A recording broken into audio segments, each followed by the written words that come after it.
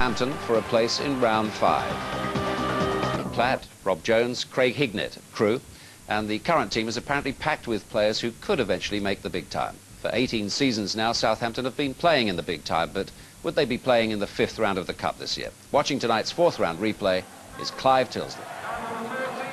They can talk all they like about expanding their European competitions. This is the recipe for cup football that the British public enjoys most of all. It's a replay with all the right ingredients too. Dario Gradi's second division promotion contenders have one of the best home records in the Football League. Relegation candidate Southampton, one of the worst away records in the Premier League. But they also have Matt Le Tissier, and he was there for them again when they needed him most with a trademark equaliser against Crewe last week. His first goal for 3 months. Interesting tonight that in the absence of the injured Barry Venison, that Richard Hall and not Le Tissier is named as the Southampton captain. Transfer listed Tommy Widrington is Venison's deputy. Crewe have to cope with 4 key injuries, including Gareth Wally, who scored their goal at the Dell. No household names there, not yet anyway. Fame tends to come the way of Crewe players after they leave. Maybe that will change tonight.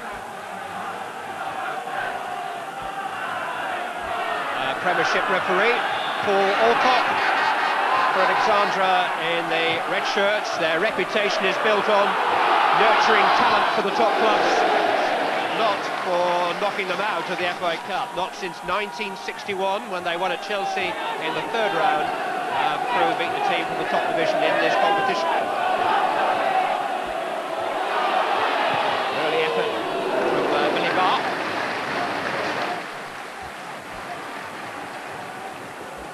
Crewe did manage to hold Sheffield Wednesday to a draw in the Coca-Cola Cup here back in September. And Southampton went out of that competition at First Division Reading this season. So at a different level, Crewe are maybe more accustomed to the winning habit at the moment than their opponents. Gilson. Now Mark Walters. Unsworth got back there with him.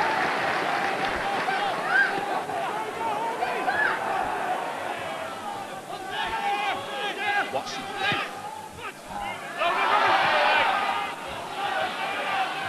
Lennon for Crewe.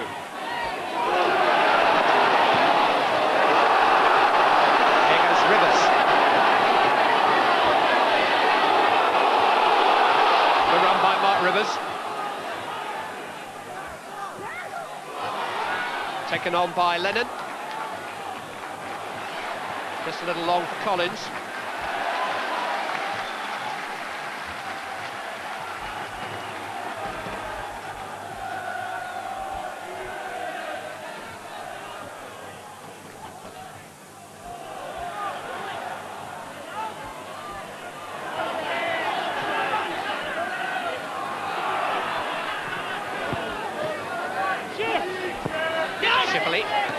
Now Walters. Unsworth committed himself. Into the path of Magilton. Well struck. But Mark Gale, the Crewe Alexandra goalkeeper, had an excellent match at the Dell. And starts the replay in the same vein. Had to hold on, a swinging, dipping shot. Watson closing in.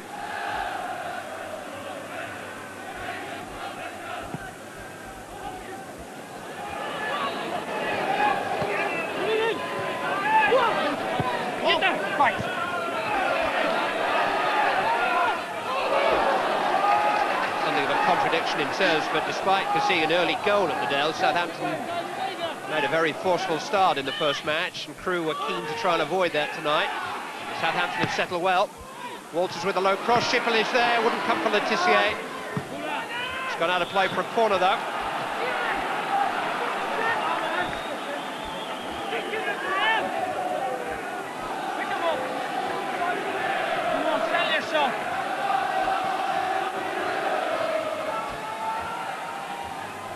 Ken Moncow taking up station in front of the Crewe goalkeeper, right in front of him. Le Tissier swings it in towards Shipley, who had time to chest it down. And still, and it's in. And Neil Shipley has given Southampton the lead inside of 9 minutes. And in a crowded penalty area, he had all the time in the world to do it.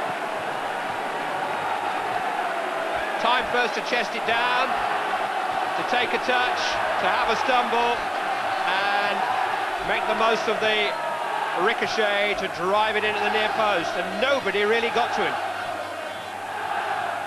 Southampton's leading scorer goes into double figures for the season and eases their anxieties in the opening moments of the replay.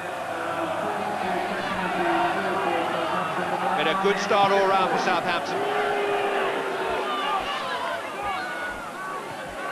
Neil Lennon. Collins has made the forward run. This is Rivers. Ooh, just slipped away from Smith. And Adebola was unable to get on the end of it.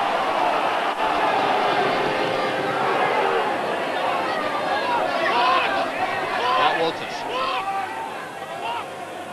Letitia has space. Smith still trying to get back from the attack.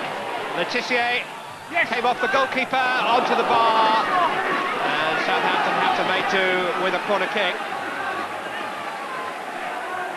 Matt Letitia was able to get in behind Sean Smith because the left back had been on a return trip to the other end of the field.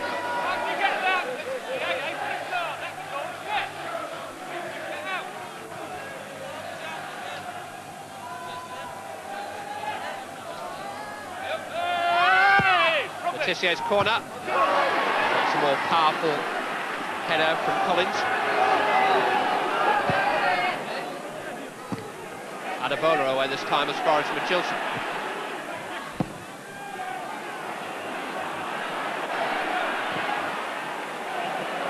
Jason Dodd. Well, Hall, the centre-back, had stowed forward, but Dodd's swinging cross was too long even for him.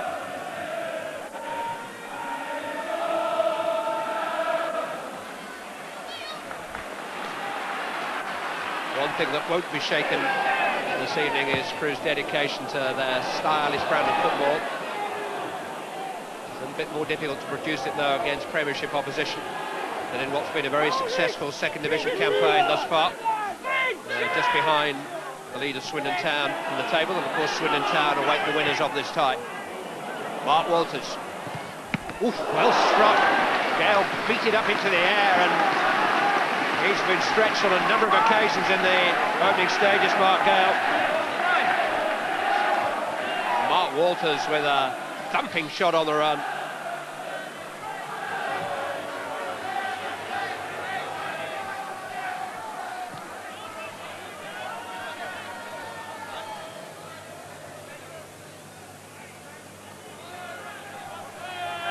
Letitia.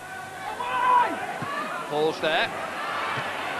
As far as Walters, hooked on by Hall, and the goalkeeper had to be agile and brave again. He's doing his reputation no harm at all. Although I think his manager may be a little alarmed at the amount of practice he's getting at present.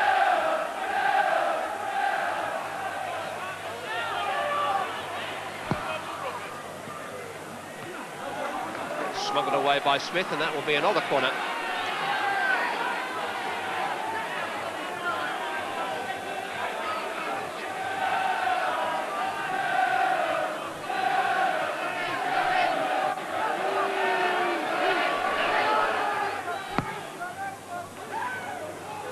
Hall's there, and that's two.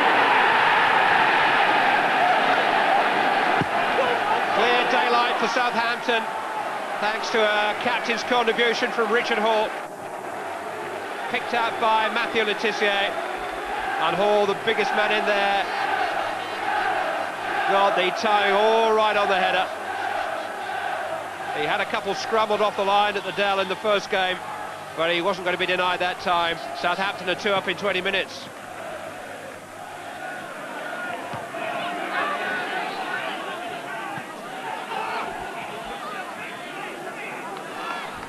Collier. Edwards couldn't control it.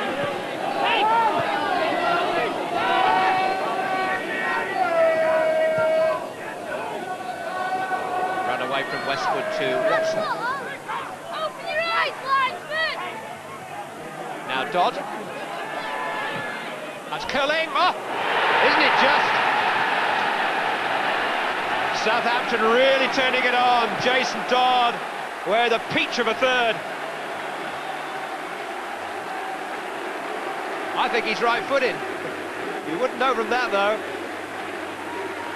And Mark Gale, who has been superb in the Crewe goal, couldn't get anywhere near that. Jason Dodd's first ever FA Cup goal, and it's one you can watch over and over again. It is Dodd and not Letizia, isn't it? Yeah. Here's a chance, though, for Rivers for Crewe. Wouldn't come for Adebola. Fessenden pick it up.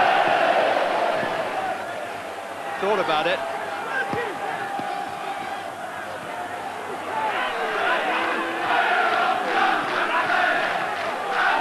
Here's Rivers. Southampton careless just for a moment, but Watson are turning.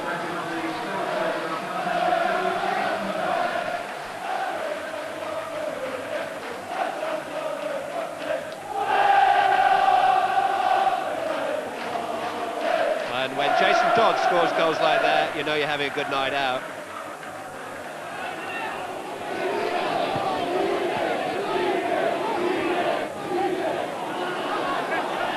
It should have been an awkward, uncomfortable opening half hour for Southampton. It's been a supreme performance so far. Here's Adebola feeding Rivers. Adebola's there again.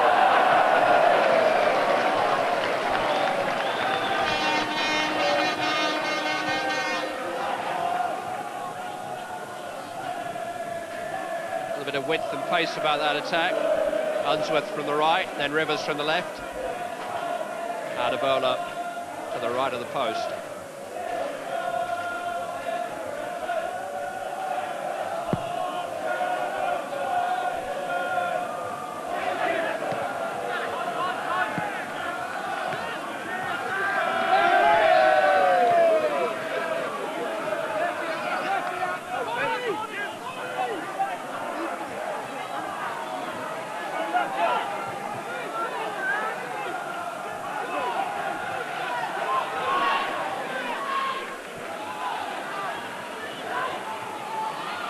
Shipley, Letizia. Can't afford to give possession up to this man. Swung in towards Walters, who threw everything at it, but couldn't get anything on it.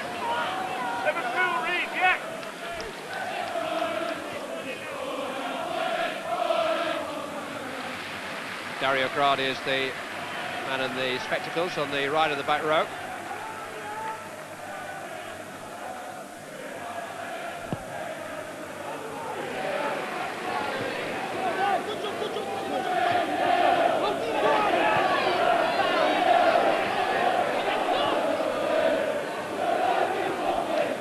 Chilton, and now Shipley. Oh. Knocked off the line by Ashley Westwood. They're just keeping the score down at the moment.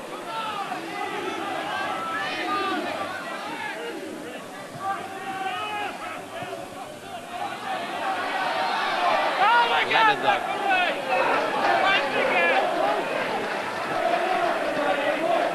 Barr.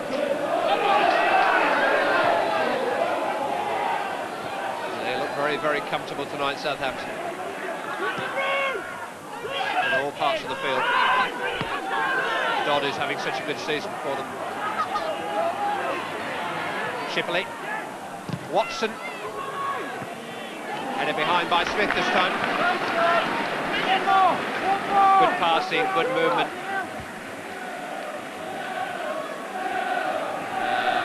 Pressurised defence, coping the best it can. Letizia has picked out Charlton this time, and there's Watson. Plenty of variety, plenty of ideas. Deserved a better finish from Gordon Watson.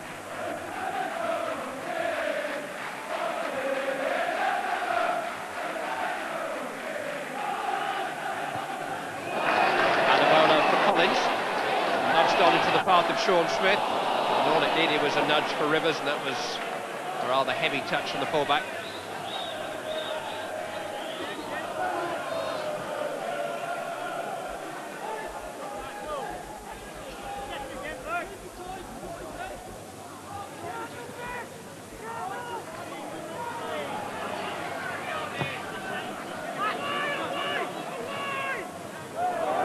Simply claiming a ball which he had no right to.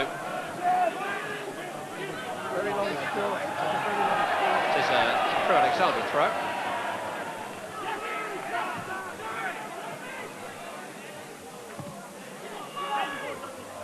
Dodd, Widdrington, Adebola, Lennon.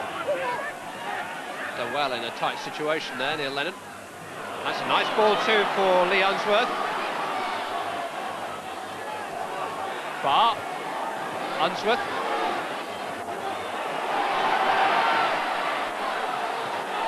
Oh, they just delayed the cross until Southampton could regroup and eventually snuff out any danger there was and create some of their own. Good ball from Shipley to Dodd. Here he goes again, left foot again. Well, maybe expecting him to pull it off again is asking a little bit too much, but it wasn't too far away.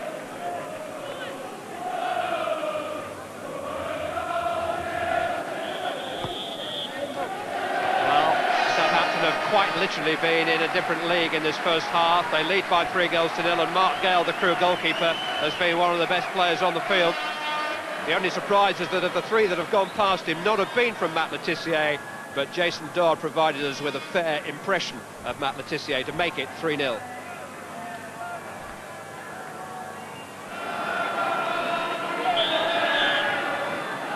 Both Blackburn Rovers and Liverpool have won FA Cup ties on this ground quite comfortably in recent years.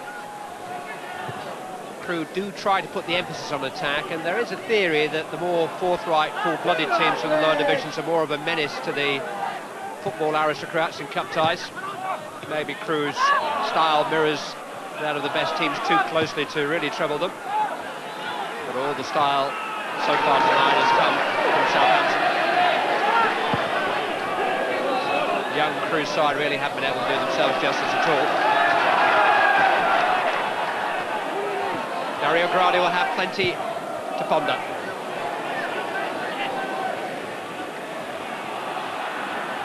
Mark Walters.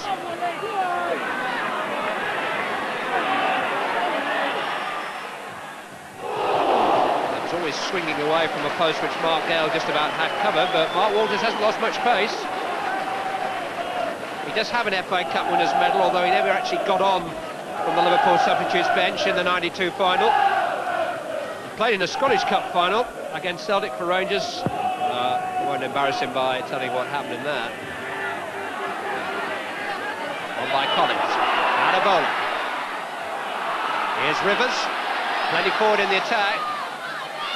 Smith with a chance to cross. Behind Adebola. Cleared by Dodd.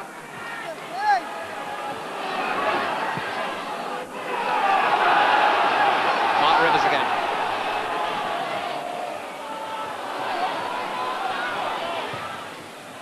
Here's Edwards. Yes! And that's what Crewe Alexandra can do. Rob Edwards, their leading goal scorer, heads them back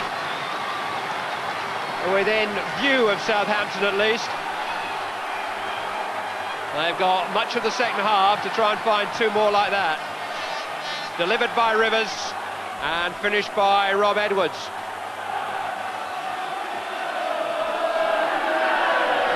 Now, will that change the temperature of the game, or will it just serve as a reminder to Southampton?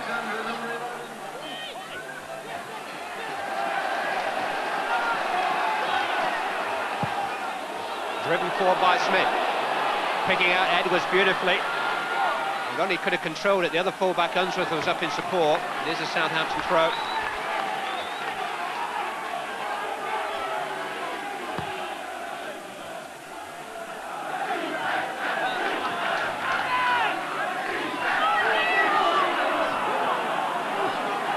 Edwards.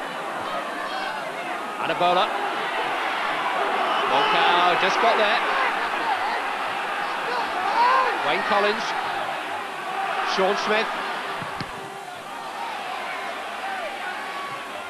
Collins again. Now Lennon. Now Barr. A bit tentative.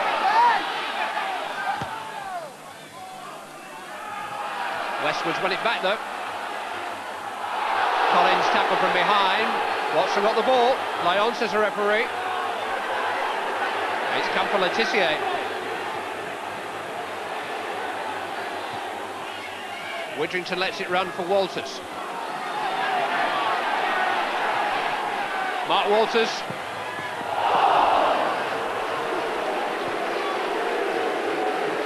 Well, they're untying the knots from the fullback. Walters got him running in the direction he wanted. But his shot just screwed across the face of goal.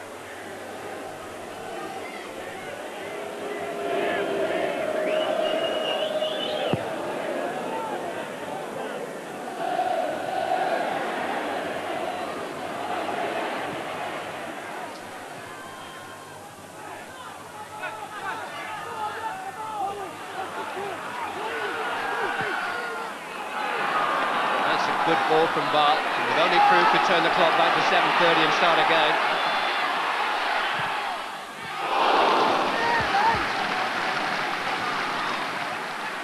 Dave Merrington, the Southampton manager, sitting alongside Laurie McMenemy, who was the manager when Southampton won the cup 20 years ago. Watson. Walters. Barr, who's now playing at the heart of the Crewe defence again. Lennon.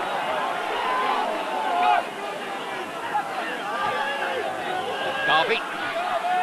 Adebola.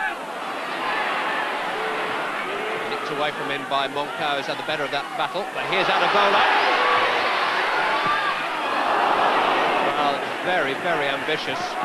Both Lennon and Edwards were waiting in the middle.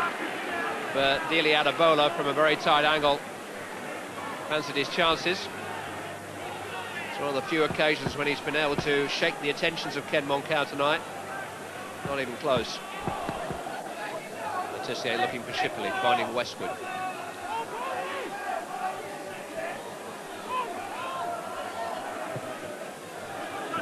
Garvey. Collins. Unsworth. Adebola first to the ball. He's got away from Moncao. Adebola! Blocked well. Might still come for Rivers. Adebola, but Richard Hall for the second time managed to launch himself at it. Rivers though. Headed from Edwards. That's not far away either. Garvey. Actually got clipped there for a moment, the winger. Didn't go down though.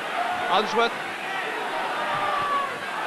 Hit the arm of Widrington and goes for a corner. Well, they're running out of time, but they are certainly not running out of spirit, Crewe Alexandra.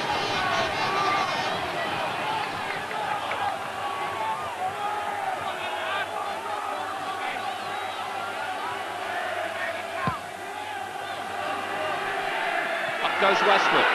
Runs through to Adebola again. Barr. Oh, straight to Magilson. Walters has a chance to calm things down. Watson's offside. I think Watson a little frustrated because he made a good run a moment earlier, which wasn't seen.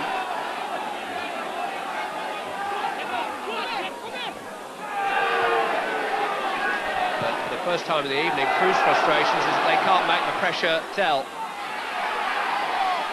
Rivers maybe. Beaten away by Besson. Adebola was loitering with intent.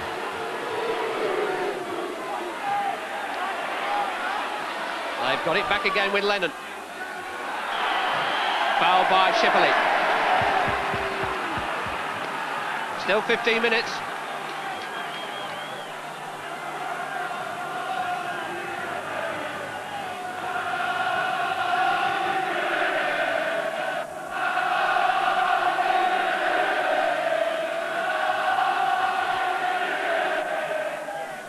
Smith will take the free kick.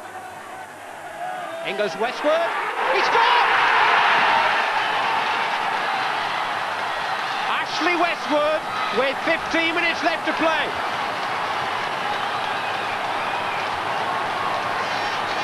Launched in by Smith. Westwood got up highest, and it looped over Dave Besson. And unbelievably, Crewe Alexandra, 3 down in no time in this tie, are back in with a real shout. And talking of shouts, what a deafening roar greeted Westwood's goal.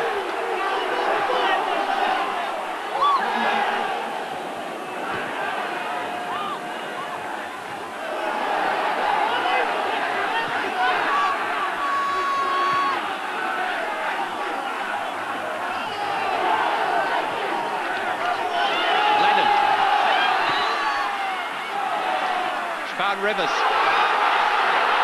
Mark Rivers.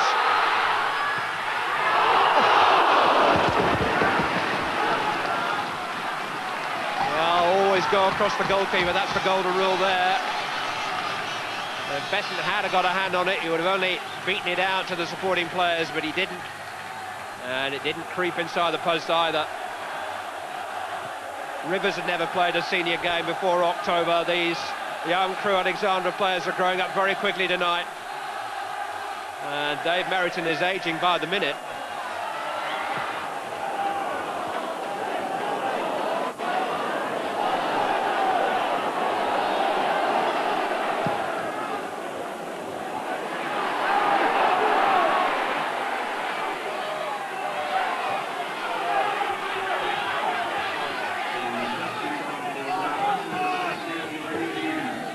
Nobody leaving.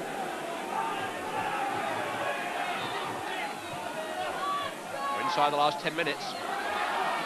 This is Collins. This is Garvey. Clean tackle by Walters. Clean tackle too by Lennon. Garvey has it back.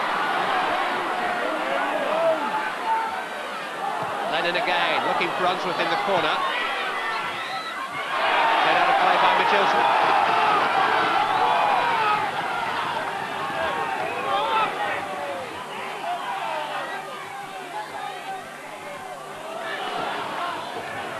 Free throw.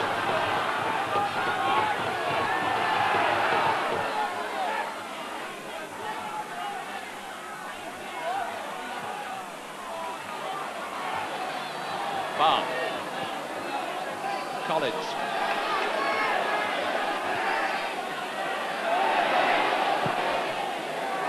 Barr in towards Edwards. Header away by Hall. Lovely play by Lennon, who's been outstanding tonight. And a bowler with a header! Off the post. Unsworth with a cross. Adebolas there again. Might come for Collins. Won't quite come for him. Anxious clearance straight to Unsworth. Edwards trying to flick it on. They're all over the place, Southampton.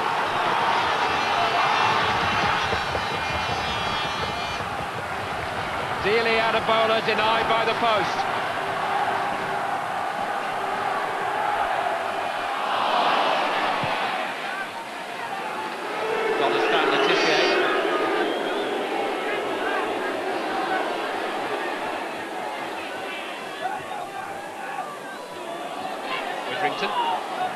Shipley.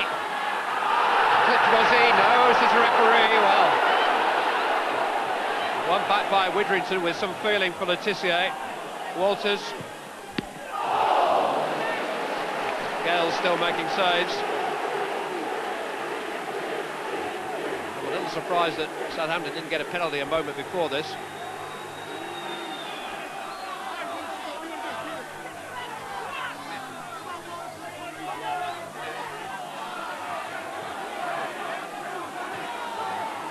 Magilton. Now Southampton would love to be able to play the last 5 minutes out down at this end of the field.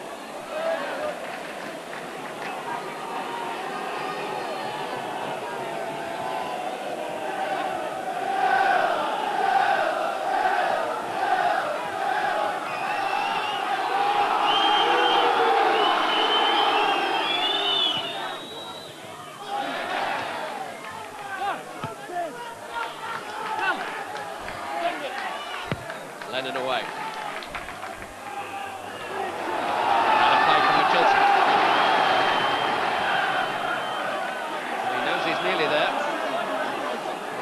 try and slip on another substitute here, Dave Merrington. All takes time. Offside Shipley.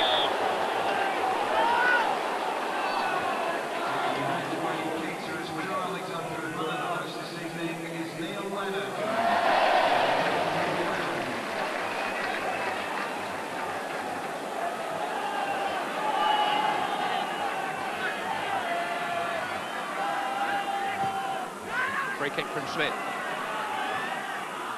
Header from Hall.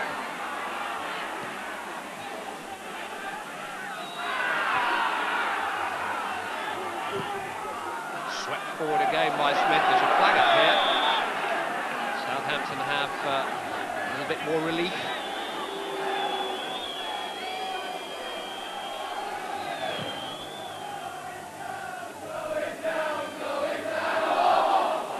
Control from Letitia. Here's Walters. Letitia will have it back. Tossed in towards Witherington. They can't kill them off. Hughes charged down, looked like a hand. Crewe survived that, and on they go again. Barr it was who managed to get himself in the way, some part of him.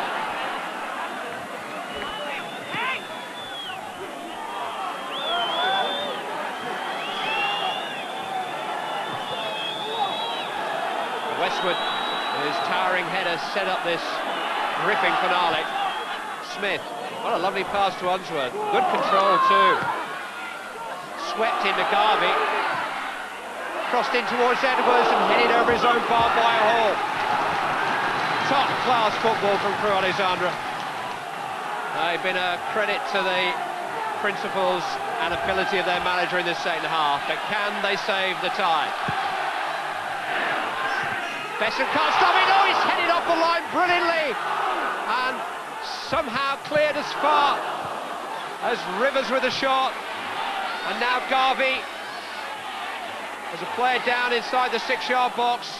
Lennon tosses it back in there. There was a hand up. Referee has decided what? There's some concern about Simon Charlton, who is the defender, on the floor.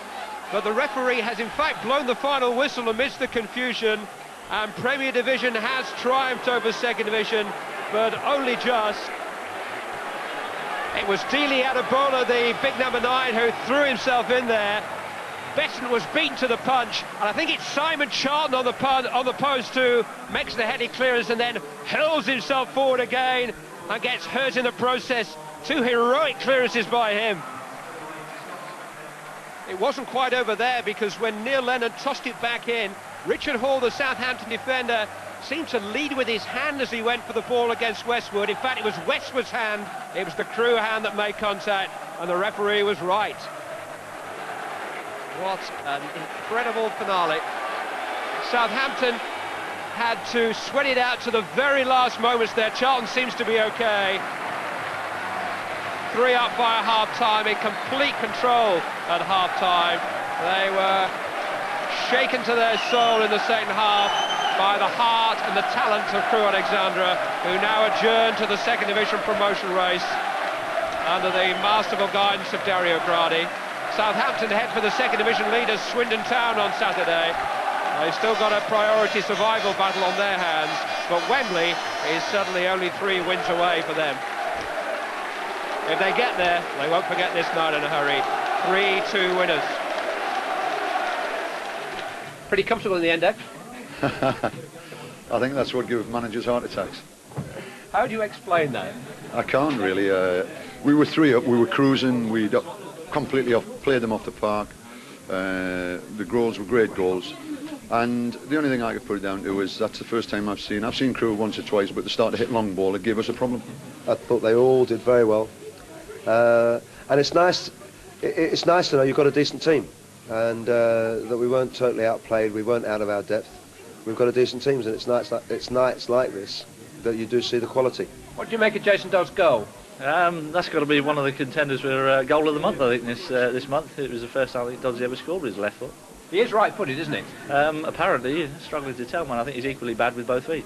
The last 2 minutes were unlike any I've seen. They weren't typical, were they?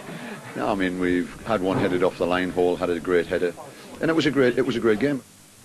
Crewe made a great fight of it, but they once lost in the Cup 13-2, didn't they, to Tottenham many years ago. I thought they were going to get really tonked again tonight. Well, it was about 3 after 26 minutes, and at that stage you would have said, well, it's just a case of how many. And I think, you know, naive defending probably was their biggest problem. All throughout the game, there's no question for me, Southampton were the better side and deserved to go through.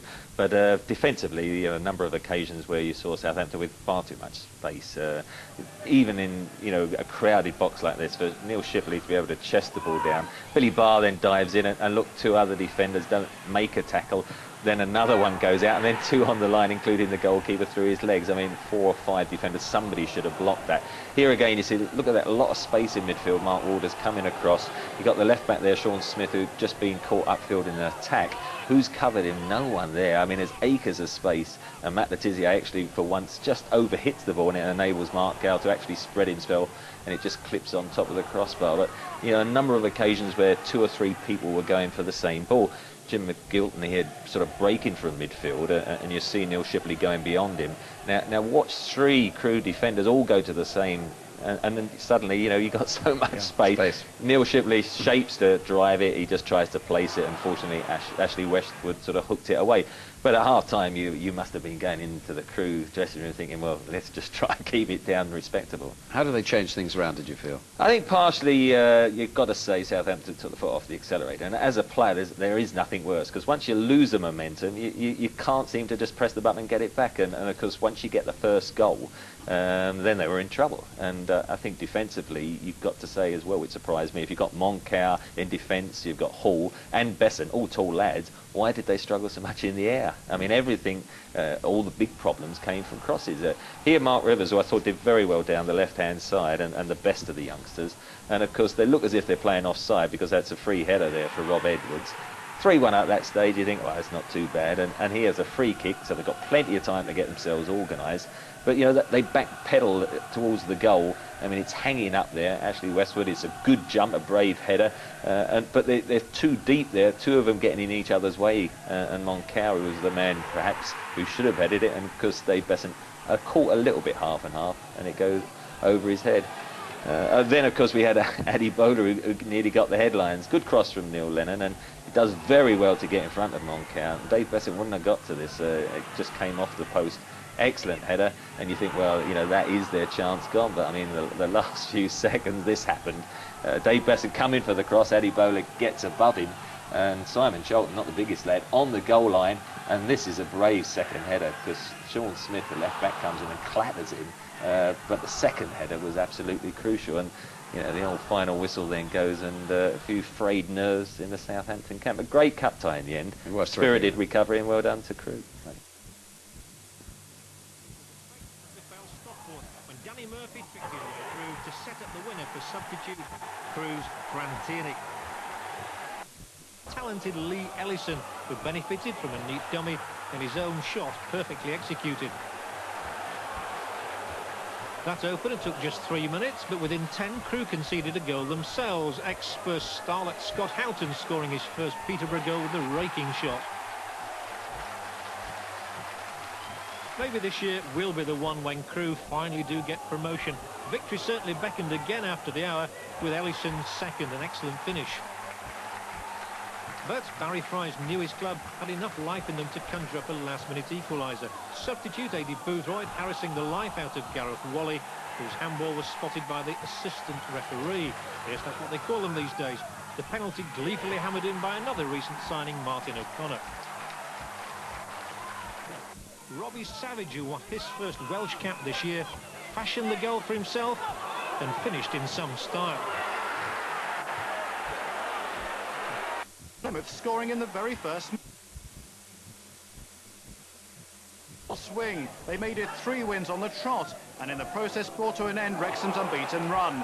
Dele Adebola's power proved decisive. He scored twice before half-time, with goals that emphasised his determination. The first after 24 minutes, and he extended Crewe's lead 6 minutes before half-time, having taken on and beaten the entire Wrexham defence. Wrexham poured a goal back in the dying embers of the half, hope provided by a sweet strike by Peter Ward. But Francis Tierney put the game beyond the Welsh club with his second goal in as many games.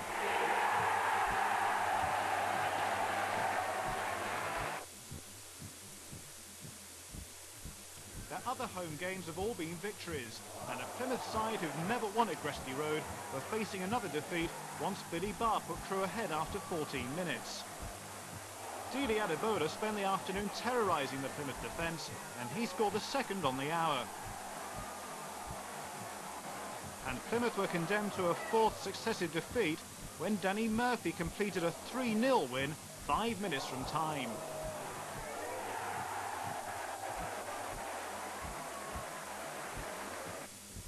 Disappeared in 5 frantic second-half minutes. Crewe's Mark Rivers exploited David McGee's mistake. And when the Brentford defender mistimed a tackle, Crewe, who also know what it's like to miss out in the playoffs, had a penalty. Sean Smith scored it, and now comes the first real test for the new Brentford, recovering from that setback. It's no good. Rewarded when Brian Launder's shot nearly decapitated Dean Spink, and Danny Murphy set himself up for a measured finish and 3 points.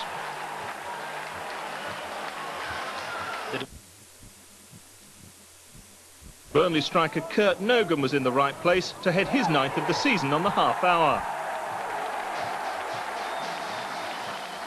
And Crewe's poor away record got worse when Damien Matthew wrapped up the points for Burnley 20 minutes from time. His first goal since joining from Crystal Palace. Crewe roasted Shrewsbury at Gresty Road despite falling behind when the division's leading scorer Ian Stevens chalked up his 12th of the season. But it was a comfortable passage for Crewe once Danny Murphy had equalised. Will he be the next promising sapling to be uprooted from everyone's favourite nursery club? Sean Smith's goal gave the promotion chasers a half-time 2-1 lead. Mark Rivers' 3rd of the season was also Crewe's.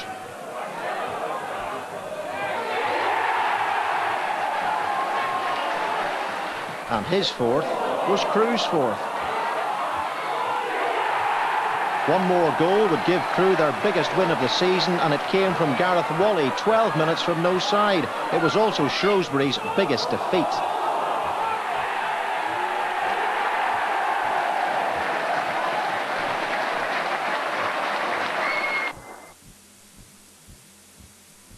Team of Colin Murphy and Steve Thompson, who were sacked on Monday. County have slipped to second bottom, and after that 6-0 thrashing by Luton, 2 goals by Dili Adebola either side of Phil Charnock's effort were the final straw. Just like neighbours Forest, County have appointed their skipper as caretaker boss. Gary Strodder takes charge alongside record half. Bournemouth were perhaps caught unawares by a swiftly taken free kick. Then Steve McCauley's shot was blocked, and keeper Jimmy Glass was hopping around to foil Jamie Morley, but there was no one to stop Dili Adebola. Adebola turned out to be the central figure of the game. Just minutes later, he was instigating another move, and after taking a return ball from Morley, finished emphatically. Adebola top of Crewe's scoring list with 11 now. Crewe struggled to navigate through the mist, but Paul Williams managed it, and his cross was converted by the invisible man, otherwise known as Richard Logan.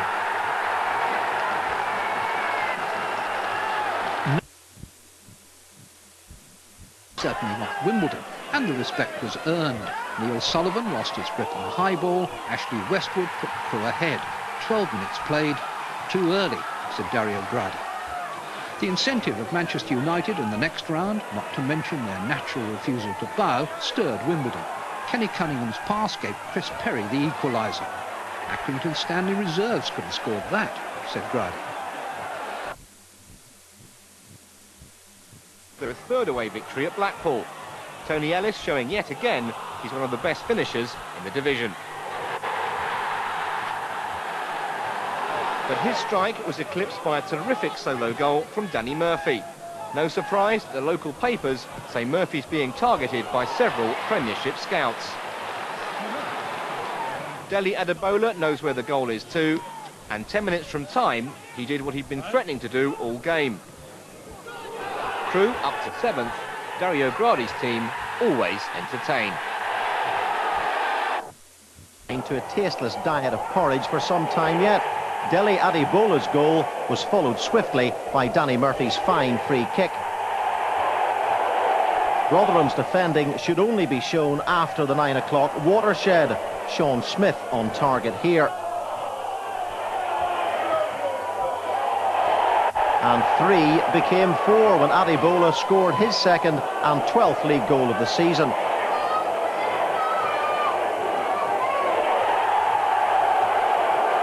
Rotherham did manage one. West Indian Earl Judgeen scored. His trial may become a permanent move. Wycombe Wanderers' victory moves them above Notts County, who lost. Gillingham move out of the bottom 4. They beat Plymouth. Preston, Bournemouth, Blackpool and Walsall all won. The top 2 didn't play, but Crewe Alexandra were the only side in the top half to win. And the 3 points take them from 7th to 3rd. Bristol City and Burnley suffered surprise home defeats.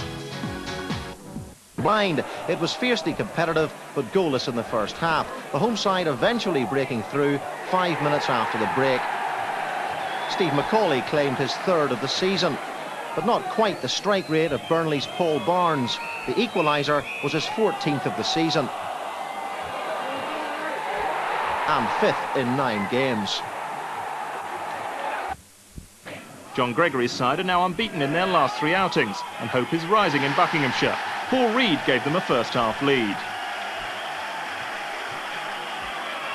And in the dying seconds, Miguel de Souza made sure they edged a little closer to safety with his 5th of the season.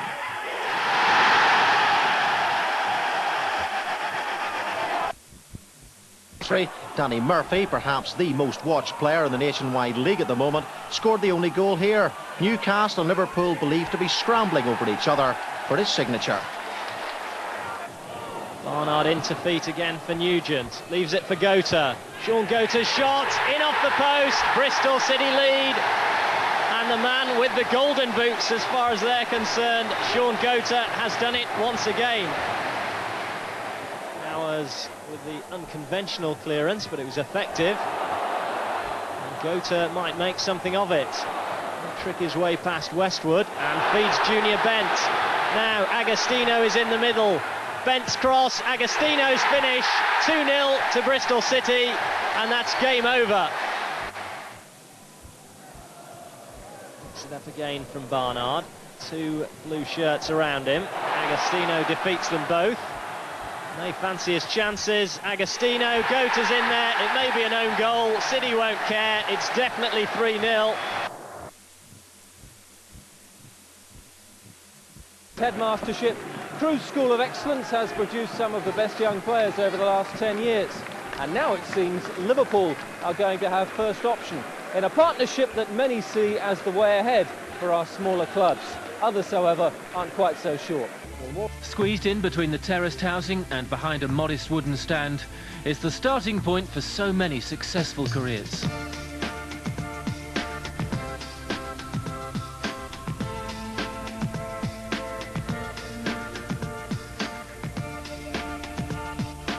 Rob Jones, Jeff Thomas, Neil Lennon and David Platt have all been through the Crewe Alexandra finishing school.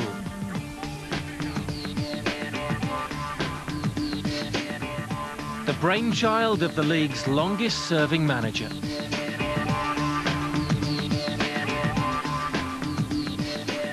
Many years ago, we were a split vote as to going part-time. We were virtually going part-time because I hadn't been able to sell any players. And I said, I will be able to. And they said, well, you haven't in 6 years. I said, well, I will. I'll do it this year. And it was quite evident that the continuation of this club as a full-time football club depended entirely on me selling a player for £50,000. I sold Gary Blissett for 60, and we were in business. Dario Gradi's genius for developing talent has given Crewe financial stability and kudos. The Bosman judgment and its effect on the transfer system is about to test those powers of survival. But Crewe have an influential friend in high places, after one deal in particular. Graham Souness was unsure about Rob Jones and dithered a bit with him. But then made up his mind because he was short of players. and rang up and said, we'll buy him and he'll play against Manchester United on Sunday. And I said, I think he'll do all right. Played for England that year. And they obviously said, look, this is the way. Now Roy Evans has an arrangement with Crewe. Liverpool get first option on Crewe's best young players, like midfielder Gareth Wally, who trained at Anfield last month. But it's a working relationship that some aren't so sure about. Where is the difference between an arrangement and becoming a nursery club? And I guess the problem will be is when an arrangement becomes a situation where players are coming backwards and forwards on loan, the league's ruling, of course, is that player must be available to every other club to sign as well. If there are arrangements that mean that certain players are nurtured here and then go back into the Liverpool team and vice versa, then obviously one would assume that would be a nursery situation.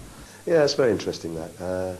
I mean, somebody in the Football League, I think they even sent a circular around saying they want to keep a very close eye on Crewe.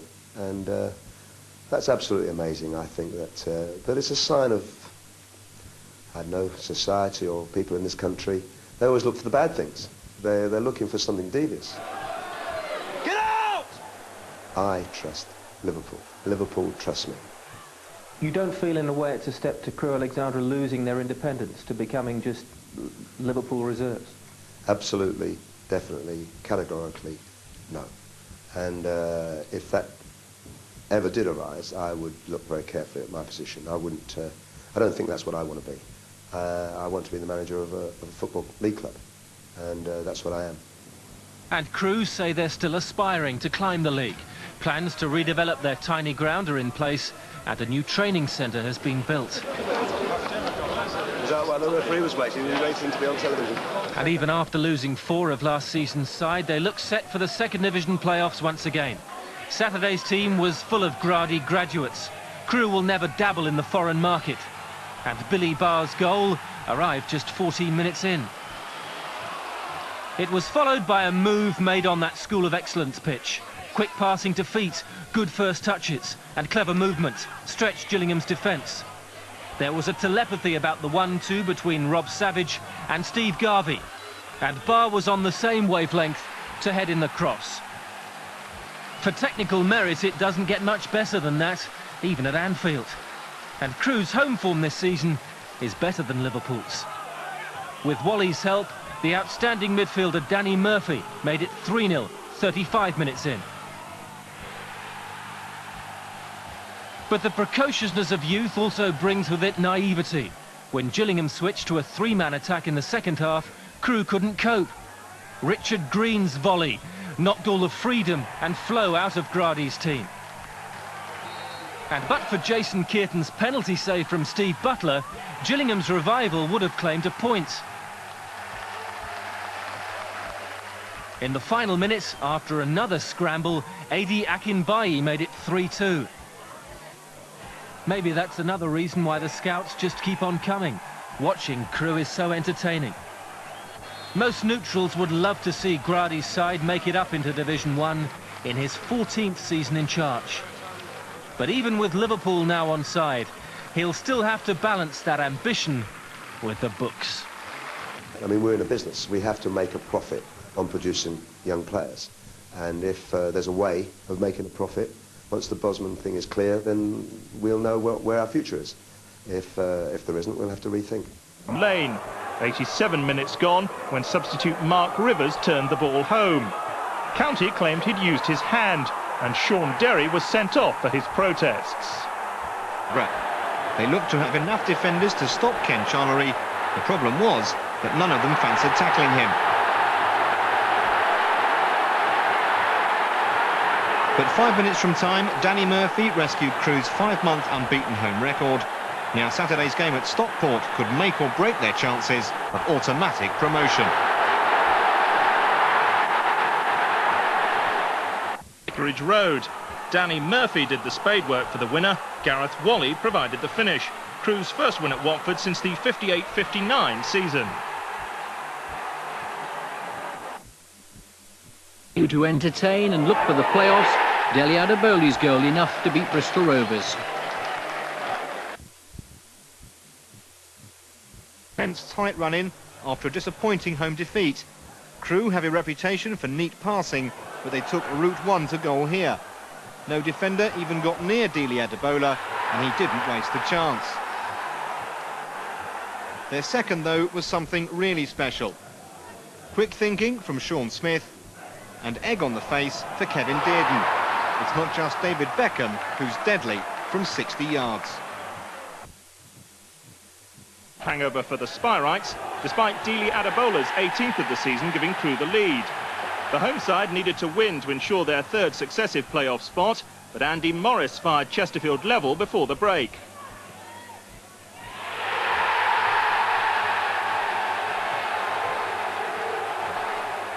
And they completed the double over Crewe with Marcus Ebden's first since his £100,000 move from Peterborough. Chesterfield Going behind to York, who survived narrowly for his second successive year, and were on top when Rodney Rowe's nifty footwork and Mark Tinkler's short backlift caught the eye. It was a Danny Murphy free kick that enabled Crewe to earn a point, the header from defender Ashley Westwood. Wrexham made history but no real impact. Crewe began their first ever game in Division 1 playing that typical neat and tidy football before being sucker punched by big Wayne Allison. Swindon's home form kept them up last season, although they needed a penalty 2 minutes from time to finally make sure. Crewe keeper Jason Kearton stayed on the field despite that foul on Darren Bullock, but he couldn't get close to Steve Finney's penalty.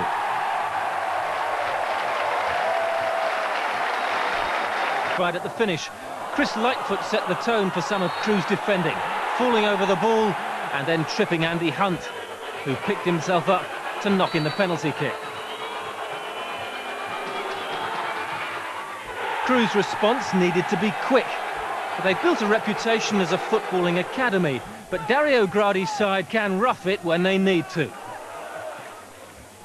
It was an ugly sort of goal, but big Dele Adebola didn't care too much. And as if to prove their pure footballing instincts had not been abandoned, Crewe crafted a fine second goal on the hour, made by the vision and passing of midfielder Steve Garvey and finished by Mark Rivers. Crewe's first win in Division 1 beckoned until Ray Harford introduced substitute Lee Hughes, a West Brom supporter who was about to live a boyhood dream. 5 minutes from time, Hughes calmly scored his first league goal. And a minute from the end, even Ray Harford managed to break into something like a smile. As Hughes cut into the Crewe area, everyone fell for the dummy, and the youngster had won West Brom their second league game in a week. It's 2 defeats out of 2 for Crewe. Inning as they meant to go on. Dele Adebola roughed up the Portsmouth defence and skillfully set up Mark Rivers for an opener after 26 seconds. Rivers was running much too smoothly for the home team, down to 10 men when captain Adrian Whitbread resorted to desperate measures to stop Crewe's latest attacking talent. It was Portsmouth's third red card of the season. They readjusted, but not well enough. More imaginative wing play from Dario Gradi's side culminated in a second Crewe goal for Steve Antrobus. Portsmouth, though, haven't lost too many at home under Terry Fenwick, who sent on sub John Durnin, and it was his never-say-die contribution on the byline that presented John Aloisi with his 4th of the season. Portsmouth began to believe. 3 minutes later, their 10 men had conjured an equaliser. Robbie Pethick's audacity with the shot deserved a goal.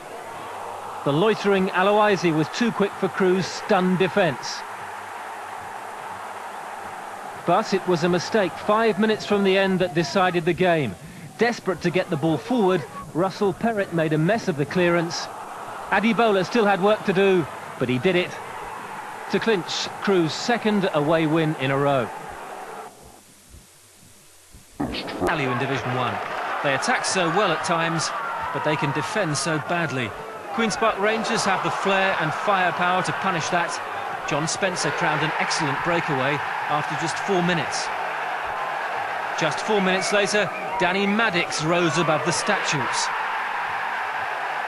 Rangers' start to the second half was equally impressive. More swift passing embarrassed the Crewe defence. From Spencer's pass, Trevor Sinclair supplied the cutting edge. But Crewe just carried on playing the open attacking football that is the gospel of coach Dario Gradi. Dili Adibola is one of those ungainly but highly effective strikers that every battling side needs. Having set up Kenny Lunt for his first league goal, Adibola then set up a grandstand finish and a nervous last 15 minutes for the Queen's Park Rangers manager Stuart Houston. But his side held on just. Despite consistent pressure, they never really threatened one of the more generous defences in the division. And Mark Rivers' neatly taken goal won it for Crewe. So far, both sides were excellent and awful, but not at the same time, which explains the shift pattern in the scoring. Crewe clocked on early. Ashley Westwood's opener was quickly followed by a second for Colin Little. And with Reading's defence about as solid and reliable as the Elm Park camera position, Dili Adibola, the subject of strong rumours linking him with a move to Premier League West Ham, was able to stride forward, shrug off all comers and prod in number 3. Maybe it was too easy, and whatever coach Dario Gradi might have said about complacency, the message didn't get through.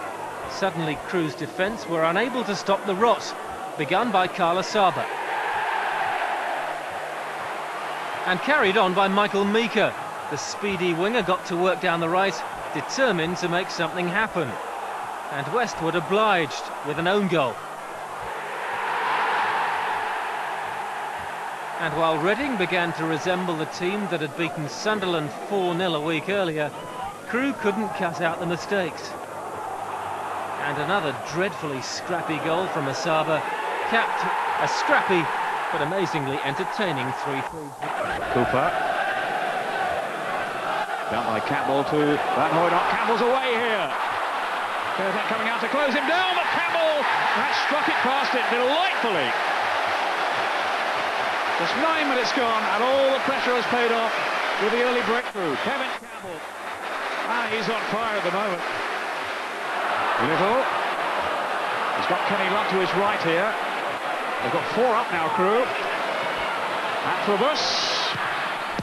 And steered in. Little has equalised.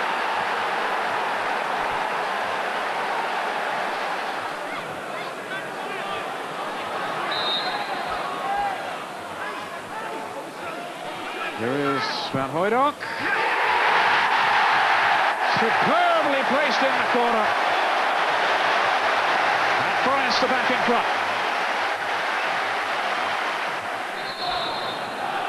Here he is again, Van Hooydonk. Magnificent!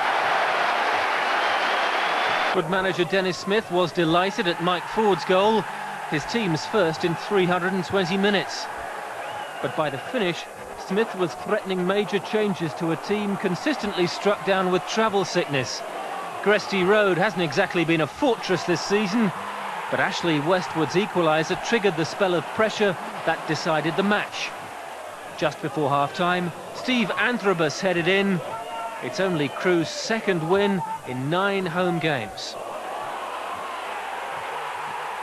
The ageless Keith Jones supplies the organisation in midfield, and his second of the season triggered the most one-sided half seen at the Valley all season, as Crewe backed off. You won't see a poorer back pass than this, and Bradley Allen, in for Charlton's record signing Clive Mendonca, made Crewe's Dave Walton feel very, very stupid. But then, seconds before half-time, a mistake by the Charlton goalkeeper Andy Pedersen shifted the balance. Pedersen had been so underemployed, perhaps he could be forgiven the untimely rush out of goal, neatly exploited by Kevin Street. But nobody, least of all his manager, was sympathetic about this, 20 minutes into the second half, as Pedersen just watched Sean Smith's free kick wend its way in. Crewe were lucky and level, Kirbishley absolutely livid. In their 2 previous games against Sunderland and West Brom, Charlton had dominated but failed to win. Yet their self-belief remained strong enough to prize a winner 15 minutes from time and a first for the club from midfielder Matt Holmes. They had too much power for Crewe, who were undone by Brett Angel's excellent pass for the on-running Kevin Cooper. For Crewe, just staying out of the bottom three is now the season's goal. Volley, and so began the goal fest at Gresty Road. Huddersfield had moved off the bottom last week and had no intention of dropping back there, according to manager Peter Jackson. His informed midfielder Paul Dalton has been given a free role and he's getting to like it. Outclassed, Crewe badly needed a break. It arrived just 4 minutes before half-time when Phil Charnock's optimistic effort hit Darren Edmondson. The momentum carried over 2 minutes into the second half, with Huddersfield undone by the aerial approach to big Dele Adebola, whose header just came down in time to find the top corner. Huddersfield might have buckled a few weeks back, but Jackson has loaded his side with experience. Up front, Stewart is fit again and relishing a little and large partnership with Wayne Allison, the target man. When Jason Kearton hit him late and clumsily, Huddersfield's fourth win in 5 was never in doubt. Dalton dealt the hammer blow. And there was time for a fifth. Barry Horn doesn't score many from midfield, and he didn't hit the net on Saturday. That privilege went to Allison a minute from the end. Sean Smith's thumping free kick put Crewe back on the rails. Their bigger, richer neighbours are lurching towards an uncomfortable Christmas. Stokes fans staged a demonstration against chairman Peter Cokes after a fourth defeat in a row. Colin Little scrambled in Crewe's second. At Ipswich, it took them just 73 seconds to establish their superiority. Kevin Phillips claimed the spoils, available as the result of some wayward defending. And after the celebrations, he allowed Nicky Summerby and Niall Quinn to confirm the inevitable. Summerby accepted a generous invitation to advance and shoot, an act he performed with considerable style. Crewe's ability to survive amongst the Nationwide League's Premiership wannabes was being sorely tested. It's a question even manager Dario Gradi admits he doesn't know the answer to. Another mistake let in Quinn for the third. Crewe will retain their belief. Sunderland have more illustrious rewards.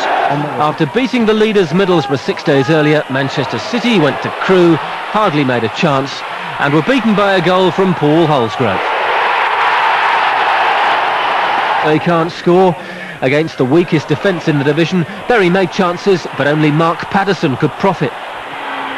And defeat would have been tough on Crewe, especially Dele Adebola, the big striker built like a heavyweight boxer, and just too strong 9 minutes from the end.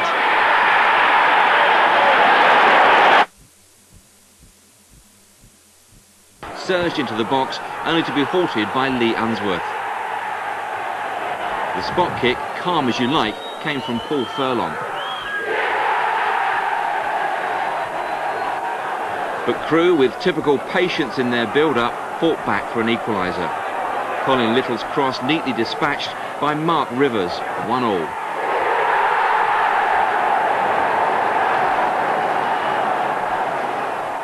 Birmingham's winner had its origins in Chris Marsden's vision.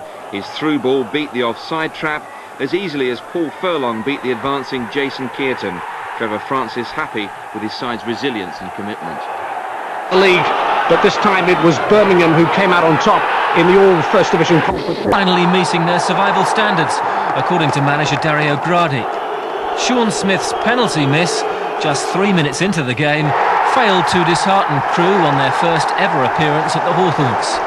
And the outstanding Alan Miller was eventually beaten by Colin Little's header. After 7 at Stoke, the unfortunate Andy Marshall. Sorry, Andy, but it did cross the line. The weekend, even the most fanatical Blues fan had more chance of winning the lottery than predicting this scoreline. The gold standard was set by Brian Hughes. The Welshman struck twice in the first 9 minutes. His second, a fabulous 25-yarder. It inspired his teammates and seemed to demoralise Stoke. When Nicky Forster sprinted through the passing red and white defence, Birmingham were clearly heading for their 6th win in 8 games. What nobody expected was Birmingham's ability to sustain their quality and dominance. 5 minutes into the second half, Paul Furlong latched on to Hughes' header to claim centre stage. A clinical finish with ominous overtones for Stoke. Asleep soon after at a throw-in, John McCarthy was just too quick and eager. One Stoke fan had seen enough. Others either made for the exits or endured their worst defeat to Birmingham in 102 years. The league table set 8 positions. It looked like 8 divisions as Forster and Furlong destroyed a shell-shocked defence. They could have stopped at 6. It's not polite to be greedy, but Birmingham's hunger and ruthlessness delighted Trevor Francis, who was able to savour his first 7-0 away win of his long career, as Furlong lobbed in a real beauty to complete his hat-trick. For hundreds of Stoke fans frustrated before the game, there now has to be a change. Chairman Peter Coates was the target of the inevitable demonstration. We're on a pride-restoring exercise at Crewe. Commentary from Angus Scott. Westwood goes all the way inside to Little. Good save by Digby. Second time, yes. And Crewe take the lead. A minute into the second half, and finally they make the pressure count. Colin Little puts Crewe 1-0 ahead, and he can thank Ashley Westwood for that. Digby couldn't hold it. Holsgrove. Adebola in space. Tackle in from Robinson, but still Adebola. Street, 2-0. It's all over now.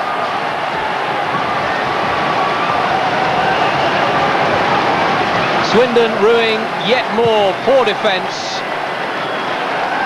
Adebola and Street combining well. Look at Burrows. Didn't know whether to go one way or the other. Robinson not strong enough. And Street in space makes it 2-0. Burrows. Tony Naylor's first in 11 games. And it was no guide to the afternoon.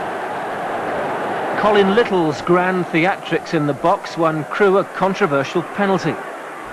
Sean Smith had missed at West Brom a week earlier. His nerve held this time. Crewe's recent revival was to carry on very nicely. Dili Adebola's return to the team after a few differences with manager Dario Gradi has been a key factor. Adebola's aggression and Gareth Wally's left foot made it 2-1. 8 minutes later, Smith's free kick was headed in at a leisurely amble by Mark Foran. And Port Vale were in serious trouble. We didn't cope with Adebola and we must improve, was John Rudge's frank assessment afterwards. Crewe are now above both their neighbours from the Potteries, winners for the third game running, despite Andy Porter's late Queen's Park Rangers. But one of his loan signings came good. Mark Kennedy has endured a tough time at Liverpool. There's no denying his talent, though. Kennedy just needs the right stage, according to Hartford. London and Loftus Road could provide it. If Rangers and Liverpool can agree a fee for the Irishman, revelling again in first-team responsibility. But after, let Crewe Alexandra play and they'll cause you problems. Just after the hour, some intricate passing ruffled the Rangers' defence. Big Dili Adebola was sold to Birmingham for £1 million this week, but Steve Antrobus is the ready-made replacement. 10 minutes later, Dario Gradi's kids carried on the good work. Marcus Bignut and Seth Johnson combined to cut through some rather more fashionable names in the home defence. Johnson made it 2-2.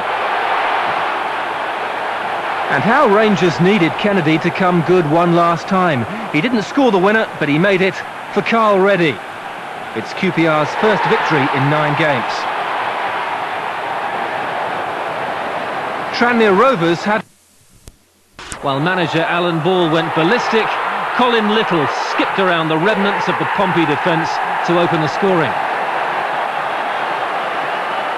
Crewe were off and running to another impressive victory. 10 minutes later, Marcus Bignut accelerated through the passing blue tide. Steve Garvey was on the spot to make it 2-0. schoolboy defending, Ball called it. Honesty and hard work are the only way we're going to drag ourselves out of trouble, he said. But how demoralising might this defeat really be? Ball still awaits his first victory as manager, while the gap to safety opens ever wider. Kenny Luntz made it 3. All Portsmouth could offer was a late consolation from their top scorer, now reduced to substitute, Australian John Aloisi. For this side's recent displays, while Dario Gradi had cause to criticise after midweek defensive mistakes, and you could see why. Lee Jones probably should have made more of Tranmere's best first half opening. But Rovers were left ruining missed chances on the stroke of half time, a strong hint of offside, although the pictures are inconclusive, and Mark Rivers kept his cool to slot home. 2 goals in 6 minutes for substitute Colin Little midway through the second half then sealed an impressive 7th away league win for Crewe. For his first, Tranmere's defence was again questionable, and Little's persistence eventually rewarded. Naturally now Tranmere were forced into chasing the game, left even bigger holes at the back, but there was still a real touch of class about Little's finish, inflicting Rovers' first league defeat in 2 months. Reading's new goalkeeper Nick Colgan. 10 minutes in, time appeared to stand still for the young keeper signed from Chelsea, who will never forget the moment he gifted Mark Rivers the match winner at Crewe Alexandra. Experience lingered. 3 days after their 3-0 home defeat to Sunderland, Forest were fresh and sharp and just too good for Crewe. There was no Pierre van Hooijdonk, but his understudy Chris Bart Williams was reading from the same script. Bart Williams proved the ideal foil for Kevin Campbell, who appeared to relish his starring role as Forest's out-and-out striker. Campbell rounded off Thierry Bonnelet's good work down the right. With just 25 minutes gone, it was 3-0. This time Bart Williams dropped deep. The Crewe defence didn't really know whether to stick or twist with Campbell. By the time they'd made up their collective mind, it was too late. In a tremendously entertaining game, the Crewe attack did function, but the Forest defence were marginally better at coping when the ball arrived inside their penalty area. Colin Little's diving header was the Crewe consolation prize. The match ball belonged to Campbell. This time Scott Gemmell supplied the pass, but even with work to do, Campbell mesmerised his 2 markers and went on to crash another shot past the shell-shocked Jason Kearton to complete his hat-trick. 4-1. Mark his debut with a goal at Crewe. It was particularly poignant. Despite almost 80 games for Norwich, this was his first league goal and the quickest ever by a Charlton debutant.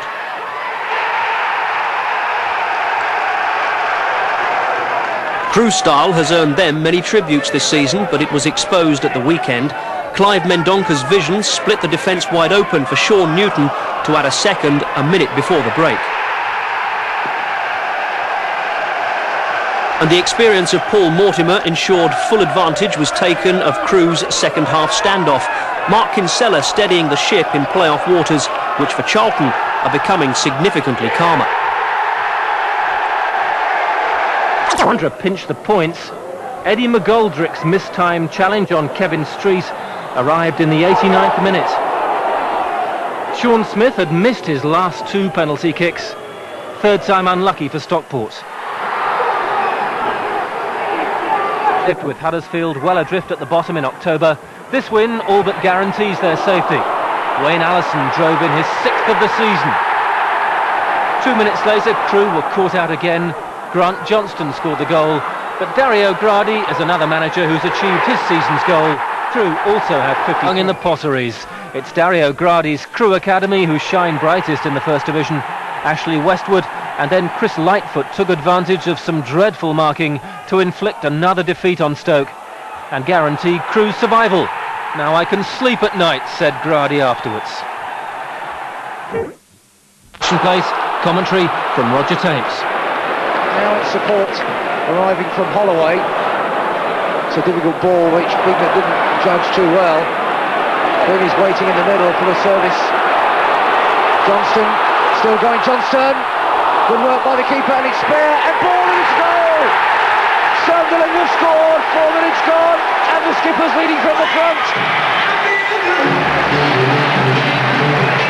Kevin Moore, he's third of the season. It was Johnston again, down the left causing the problems. Kearton did well, but it was pushed out, and it fell for Ball, who absolutely rammed it home.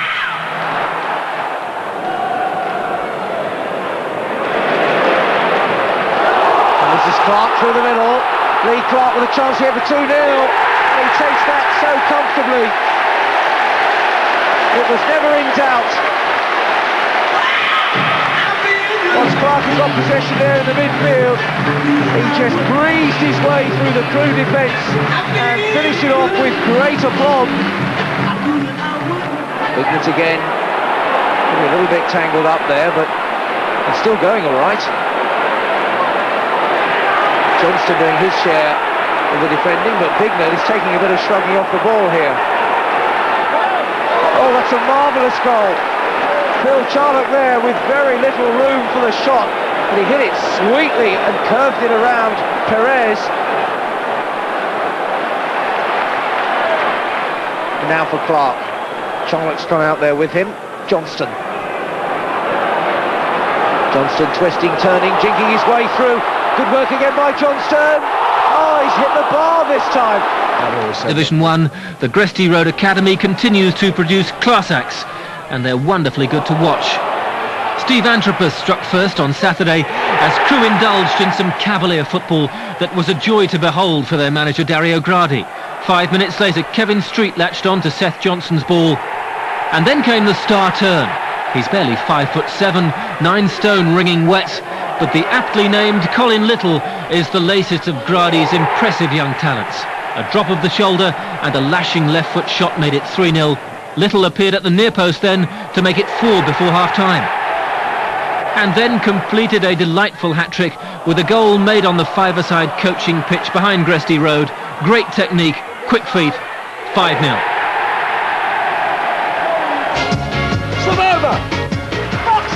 Contenders for the rigours of the playoffs, David Johnson made it 30 for his season. He'll be expecting more in the coming week. Ipswich have beaten Charlton 3 times, but the Londoners may take some heart from the way Crewe's easy-on-the-eye style troubled the home defence. Phil Charnock threaded the equaliser. Ipswich still won. They're unbeaten at home this year. They've suffered just 1 defeat since Boxing Day. Like Johnson, Bobby Petter has become a key figure. Mick Stockwell was on the end of Petter's cross. 2 minutes later, Alex Matthew, revived by the centre promotion, graced the occasion with his own special touch of class. Crewe supplied their own special moments. Their attacking style has brightened every ground they've been to this season, and Steve Garvey's 35-yarder gave the final scoreline a more realistic look. Norwich, after some uncomfortable moments at Arsenal and as QPR number 2. Rioch has no money to spend, but he does have Craig Bellamy. 13 goals last season, quickly off the mark once again, and Bellamy's presence played a part in the Norwich second goal soon after. Crewe's Kenny Lunt did do some dithering down in the corner, allowing another of Rioch's youngsters, Darren Kenton, to score his first ever goal in league football. Crewe's response was immediate, a toe poke just inside the area from Mark Rivers. But unlike numerous occasions last season, Norwich dug in to make sure of a winning start for their new boss. Life unnecessarily difficult for themselves back in the Nationwide League, giving away goals and a penalty at Gresty Road. Robin van der Laan brought down James Collins. Sean Smith set Crewe on their way to win number 1. 2 substitutions, though, brought the rest of the afternoon's goals. The Republic of Ireland's under-21 midfielder Sean McClare came on for Barnsley and announced his arrival with a sweet equaliser, a debut goal that he'd willingly have swapped for a debut win. Instead, Crewe sub Chris Lightfoot proved to be an unlikely match winner. He scored once in the last 2 seasons, but scored twice in the second half of this one, both from set pieces, both bobbing about in the box. The first from 6 yards, the second from 6 yards less. 2 Barnsley defenders on the goal line at the vital time kept Lightfoot on side. A light touch sealed the points. 3-1. He probably doesn't remember Laurent de Jaffo, a schoolboy at Montpellier when Cantona was in the first team there. Well, on Saturday, de Jaffo scored his first goal in English football. It's the worst Crewe performance he can remember, and he's been in the job for 15 years. Certainly their goal from Jermaine Wright was a gift, neatly packaged by a Stockport defence and the slippery grasp of keeper Carlo Nash. Stockport didn't stop attacking after that. They only managed one goal through Mike Flynn.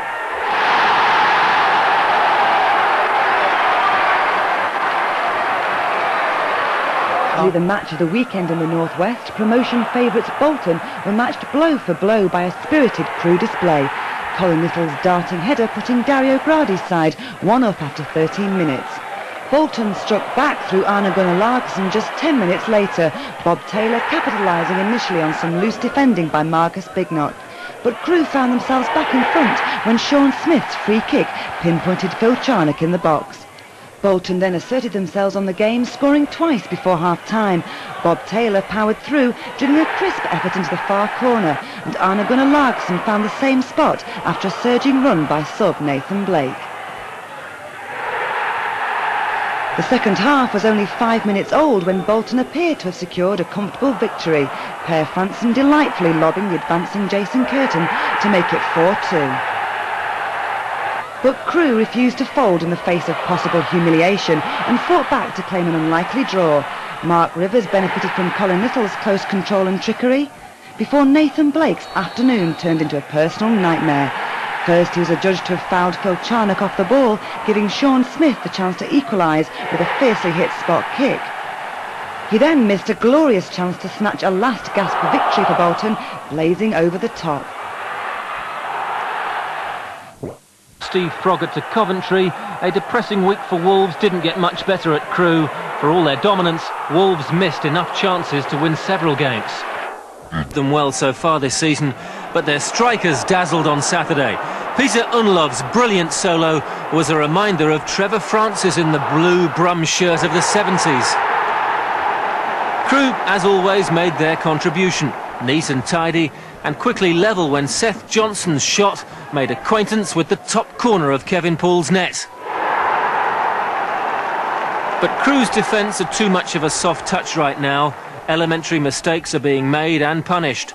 Phil Charnock's foul on Martin O'Connor enabled the Birmingham midfielder to restore Birmingham's lead and their confidence just before half-time. Goalkeeper Kevin Poole then made a brilliant save to stop Crewe. Instead of 2-2, it was 3-1, as Unlov set up the returning Paul Furlong, back for his first game in 2 months. We can play better, but at least we're winning, said manager Francis at the end. Boardroom upheavals, actually, but Kenny Irons, we said last week, Neville, he's been sort of player of the season thus far, and there he is scoring again from midfield. He's become the captain too, but a tremendous resurgence for Tranmere, isn't it? Yeah, I think also they've got rid of a lot of injury problems as well. I mean, the physio Lowe's has done remarkably well to get everyone back fit. And I think it was only a matter of time before they started picking up points. That was Gary Jones scoring after Jason Curtin, once your understudy there, but made a bit of a howler. You obviously coached him not too well, actually. Don't say that to Tranmere, will you? No, okay, we'll keep you in a job at Rovers. Scott Taylor, his second goal since signing from Bolton, and unfortunately another howler by Jason Curtin. All these goals coming in the first 14 minutes. Oh, it's frightening. I mean, yesterday, I think, because of the weather, it was always going to be freak results, but I mean, I can't really blame anybody else but Jace on that one, to be fair. That was kind of the double whammy, really, wasn't it? Yeah. Beaten on the near post and nutmegged at the same time. I think it wasn't his day yesterday. It wasn't, no. It wasn't Crewe's either, although they did get a goal. I'm not even going to call it a consolation, because it isn't. That's Colin Little. Exactly bursting with confidence at Gresty Road due to their disappointing respective league form, and we were served up a very cagey opening. Blackburn settled into the tie, making better use of the ball, but there was no real cutting edge to their play. Having conceded 4 goals in the first 14 minutes to Tranmere last Saturday, Crewe were concentrating hard on defensive matters, and Chris Sutton and Kevin Davis were going to have to work even harder for room in the box. Getting plenty of men behind the ball, though, wasn't helping the Railway men going forward, and the pace of Rodney Jack was generally well marshalled by centre-backs Stefan Onsho and Darren Peacock. Approaching half-time, Rovers were still no nearer to an opener despite their domination, and Billy McKinlay knew he and his teammates would have to come up with something much better than this. But within 2 minutes of the restart, Chris Sutton managed just that. The build-up involved Kennett, Davis and Johnson before what was a very clinical finish. Sutton obviously not bothered by the broken nose he received on Sunday. This an example of why he's the subject of more transfer talk. His goal was to trigger the best spell of the match. For the next 20 minutes a real tit-for-tat flurry developed, which kept both keepers extremely busy. Tim Flowers showed good agility to thwart Mark Rivers. Next it was the turn of his opposite number, Jason Kearton. With the game opening up more now, Kevin Davis was allowed too much space and the Aussie had to be at his best. A short while later he was called into action again. This time Damien Duff wandered inside onto his right foot, but Kearton was alive to the further complication of a slight deflection. But Crewe deserved great credit on the night for their doggedness and spirit to stay in the hunt, and in typical Dario Gradi style to keep passing the football. From Jermaine Wright's clever chip, Mark Rivers was once more foiled by the sharpness of Tim Flowers.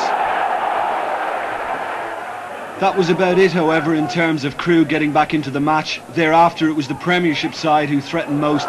Kearton's final bout of acrobatics frustrating Duff again. The grounds confirmed that a potential major investor had decided to pull out of negotiations to buy Oxford United Football Club. He may have been briefly tempted to change his mind when Dean Windus headed his 7th goal of the season, just 19 minutes to go. That was still long enough though for Crewe to claim a point. Colin Little's equaliser came on 87, Oxford won, Crewe won. A point not much good to either side. I'd take Crewe apart. He's still recovering from a serious throat illness. But the first half news filtering through at home should have lifted his spirits. Gifton Noel Williams opening the scoring 7 minutes before the break, and from there on, Crewe crumbled. 5 minutes later, Peter Kennedy, fresh from his first appearance for Northern Ireland, set up the second. The chance tucked away with style by Darren Baisley, and there'd still be time for another before the interval. Watford entirely in charge now. More good work from Gifton Noel Williams to release Kennedy, and the cross was perfectly placed for Nick Wright waiting at the far post. 3-0, even Graham Taylor would have croaked his approval. It was probably one of assistant manager Kenny Jackett's easier half-time talks, yet there was a shock in store 25 minutes to go when Seth Johnson found Rodney Jack, but the reaction suggested Crewe were already resigned to defeat. That feeling was soon confirmed, Baisley taking off at a blistering pace down the wing and maintaining his composure to give Noel Williams his second goal of the game and crown a satisfying personal performance. Towards the end, it looked like the minds of Watford's defenders were drifting. Colin Little found himself all alone to make it 4-2, but scant consolation for struggling Crewe. Boss Dario Gradi admitted they were outpaced and outclassed. But clear in second place, Ipswich were also on the back of a defeat as they went to Crewe. Bobby Petter's cross for James Scowcroft. Town back to winning ways. It's a while since Crewe enjoyed that winning feeling. 16 games now, that's Dario Gradi's worst run in charge. Ipswich effectively settled the match 12 minutes into the second half. Scowcroft's second strike, he was on a hat-trick. 15 minutes from the end, he got his match ball winning chance. David Johnson's name is often on the score sheet. He's into double figures. This time he was brought down in the box by Sean Smith, and Scowcroft joined Johnson on 10 goals for the season. The penalty made it 3-0. Scowcroft gets to keep the yellow ball, although he was apparently asked for £35 to cover the cost of a replacement. Hard times at Crewe. And the place to find it this weekend was in the Crewe dressing room after their win at Queen's Park Rangers. The boys at the bottom claimed their first win in 18 league games. Jermaine Wright was the match winner. Crewe haven't had one of those since August the 28th. But this was an ominous defeat for Bury, so durable earlier in the season, now ravaged by injury. Colin Little headed in early in the second half. Manager Dario Gradi, though, admitted to much nervous tension down on the Crewe bench. Even after the outstanding Rodney Jack had delivered the cross, Mark Rivers made the right sort of connection. Bury battled as you'd expect. They sensed a comeback when Andy Woodward drove in. But Crewe had their measure, and with the referee poised to blow the full-time whistle, Jermaine Rice ended that 4-month wait for a home win in audacious style. That Monday's win was greeted with near derision by the Stadium of Light's record crowd. Daniel Dicchio did cap an excellent early move. But it was bottom club Crewe, 35 points behind, who looked the better, more cohesive side for long spells, until another late cameo from the long-striding Michael Bridges. Goes to Crewe. They went 2-0 down against Norwich. Llewellyn gets the first one, but Dario must have been thinking, oh, here we go again. Yeah, I think he'll be wondering where his goalkeeper was there. I think it was a decision which he probably got wrong. Well, Jason Kearton maybe should have done something better here, but he was pretty comprehensively beaten for Norwich's second. A lovely through pass and a lovely finish. He made a substitution. He brought on Kevin Street. And how about that? Yeah, that must be goal of the day, I would think. I don't know if there'll be any better than that. Absolutely super. That was 82 minutes. Then Mark Rivers after 87. Last 10 minutes from 2-0 down against Norwich, who will be well disciplined under Bruce Rioch. I think we both know that. I mean, it's a great result for Crewe because they've been struggling. And as we know, Crewe will continue playing good football, whatever the outcome. Mark Rivers got the equaliser, by the way, and then Kevin Street again.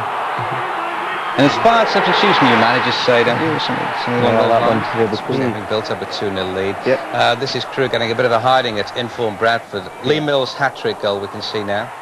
Good finish as well.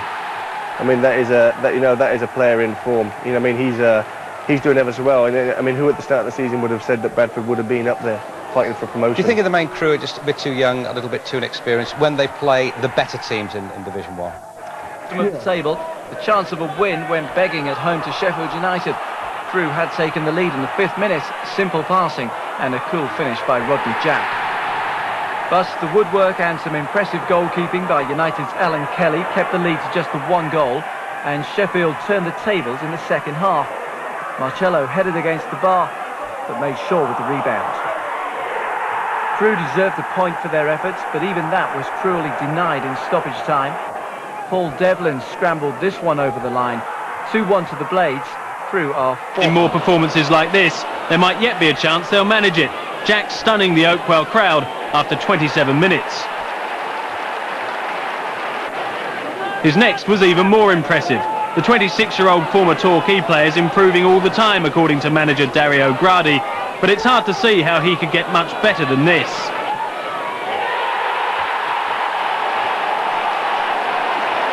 Being 2-0 up away from home, something of a novelty for the Cheshire side this season, and they'll be furious to have thrown away 2 precious points in the final 20 minutes. Eric Tinkler's long-range effort looked pretty optimistic until it hit the net. The equaliser was much the same. Arjun Dazou allowed to run and run from the centre of the field and take a pot shot which paid off.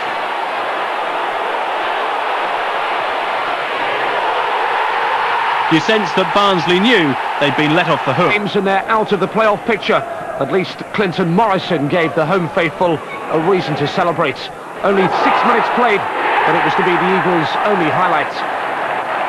Palace manager Steve Coppell has pinpointed the problem. They lack an inventive striker capable of killing off teams. Bottom club Crewe will let off the hook, and defender Dave Walton earned them a point with his first goal for the club. Consolidating their mid-table position with a win that continues Crewe's crisis. Rob Matthews' deflected free kick kept out by a fine save from Jason Kearton in a spell of constant county pressure.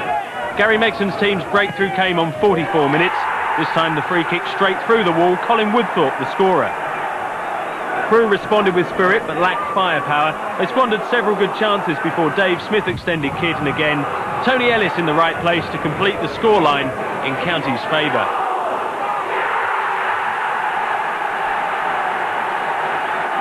Thing to celebrate, but bottom club Crewe gate-crashed the party. Seth Johnson, so often their outstanding performer, claimed the first, helpfully diverted by Andy Todd. But it was Rodney Jack who'd really leave fans at the Reebok Stadium reeling. He teased and tormented all afternoon and extended the visitors' lead on 33 minutes.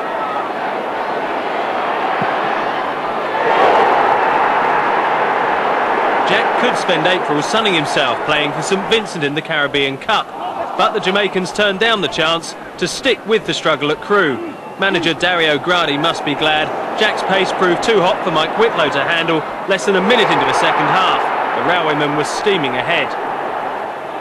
Bolton never looked likely to salvage even one precious point for their promotion campaign. Their only bright moment when Dean Holdsworth hit the deck in the area and then dusted himself off to make it 3-1 from the spot. A bad day for Bolton, their first defeat in 16 starts. Phil Dapple. Here go Crewe once more. It's a great effort and a great goal by Rodney Jack.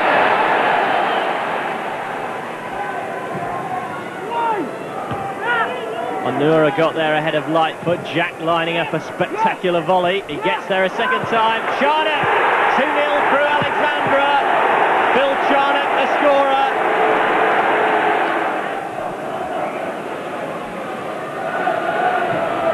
Forward by Reeves. Friesendar. In the middle is Onura. And again, it's in by Chris Hay. Swindon are back in the game. Times at Crewe Alexandra, former star Danny Murphy is back on loan from Liverpool. The scoring. Work by Colin Little. Murphy placed his finish for 1-0 at home to Oxford. This was a real relegation six-pointer, second bottom at home to third bottom, and it was all square 3 minutes after Murphy's opener. A volley on the turn by Andy Thompson. Oxford were back in the points. A draw would have been better for United than for Crewe. The home side really needed the win. They got it thanks to 2 late goals. All the yellow shirts thought Little was offside. The man in the black shirt thought little of their claims. His goal meant a lot to the home fans. That was on 84 minutes. 2 minutes later, Crewe made it 3-1 from the penalty spot against the standing keeper. Rodney Jack was in on goal. Paul Gerrard stopped his run by illegal means. Referee Trevor Jones showed Gerrard the red card. Jack gave the goal-scoring chance to Smith. Gerrard gave the goalkeeper's jersey to Matt Murphy. Smith won that contest and Crewe won the match 3-1. Their positions stay the same, but Crewe are closing the gap.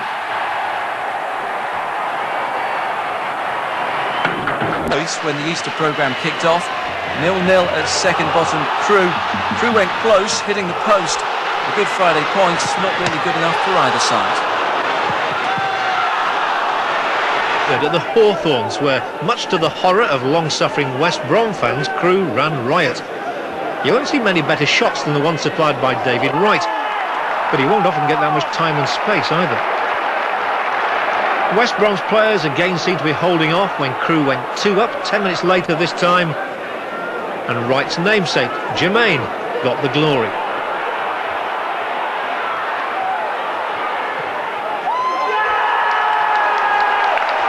It was all too much for Albion's fans to take, and after their recent triumph at Bolton, Crewe are clearly not afraid to give anyone a game. The home fans sent into despair when Seth Johnson was allowed to rifle in goal number 3 after half-time. Rodney Jack wasn't among the scorers so far, but he was in the supply line that owed much to Dario Gradi's school of excellence, a one-touch passing move, culminating in a second goal for Jermaine Wright.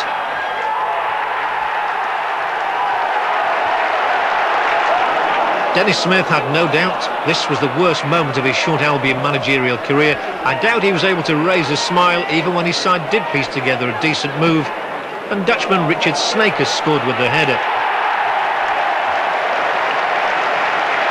And if there was a smile, it would have been wiped away in the closing minutes when Jack broke clear, and although he couldn't score, Mark Rivers could hardly miss.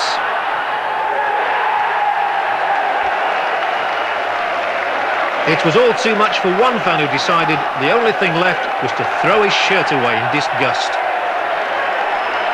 City not so good for either side involved. Brian Horton so far failed to improve Val's survival prospects, though they had clear claims for a penalty. Martin Foyle, the man who went down. Referee David Crick not convinced. Crewe had the better of the match but couldn't break down a stubborn defence. Even when Rodney Jack bought himself space with a neat 1-2, Paul Musselwhite was equal to the effort. Jermaine Wright's follow-up deflected over. As Jim Magilton cut Jason Keaton's fingernails for him. But Crewe, remember, did win at Bolton recently and are fighting for their first division lives. So perhaps it wasn't such a shock after all when Mark Rivers was allowed to advance and then plant his shot beneath the diving Richard Wright. 3 minutes later, Crewe might have had a penalty. 6 minutes later, Ipswich did have one. David Johnson's dash induced a clumsy rather than malicious challenge from Dave Walton, and referee Clive Wilkes didn't hesitate. Nor did Mark Venus. The defender stepped up for his 6th successful spot kick of the season. Crewe were reduced to 10 men when Jermaine Wright was sent off, but amazingly they scored again when Steve McCauley rammed the ball unstoppably past Wright. What a time to score your first of the season. If Ipswich were deflated, it didn't show, and with 2 minutes to go, substitute Richard Naylor and Johnson created a golden opportunity for James Scowcroft, but Kearton capped by first-half dominance against Rodney Jack. Well, Rodney was top scorer. He's now Crewe's leading scorer for a 2nd consecutive season. Not bad for a player who only made this game because of injury to Rodney Jack.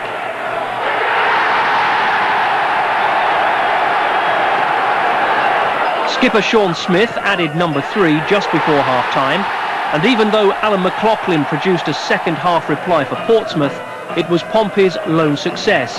Just 1 defeat in the last 7 games is a run which keeps Crewe up. Season that promised so much, summed up in what for the neutrals is a glorious goalmouth scramble. It's to Crewe's credit that they stayed up, racing certainties for the drop at one stage. They never abandoned their principles. Sean Smith's crazy clearance didn't reflect their new defensive prowess, but Wayne Allison couldn't score. Huddersfield 0, Crewe 0. Braden had no idea of the trauma to come when Mark Robbins headed the Saddlers in front.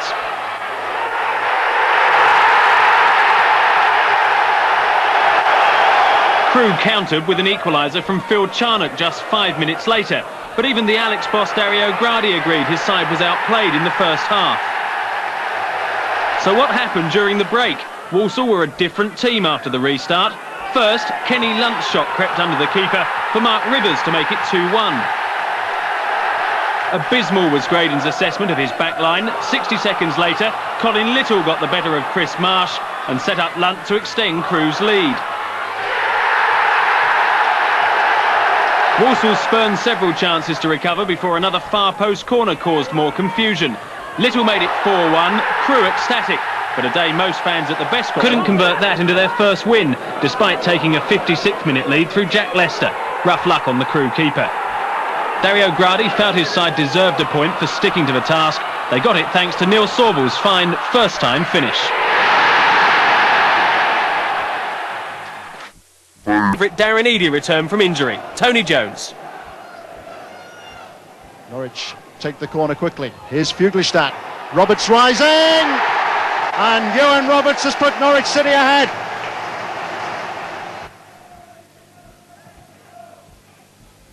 Forward by Roberts. Chase for Cram, and he's taken full advantage of the slip by Malky Mackay to grab Crewe's equaliser. That's Mane.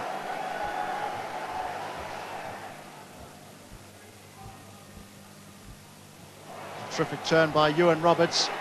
He's set up Adrian Coote, and Coote in turn has set up Darren Eadie. What a magnificent goal by Darren Eadie! Boosted by their cup victory against Ipswich, Dario Gradi's side earned 3 points at the expense of Swindon. The defence was split by Kenny Lunt's through ball, the chance converted by Kevin Street. The road to victory was briefly blocked when Swindon's George Ndar evaded his marker and headed the Robins level on 66 minutes. But Crewe worked hard for the win, and a late Lunt run earned the chance to claim the points from the penalty spot.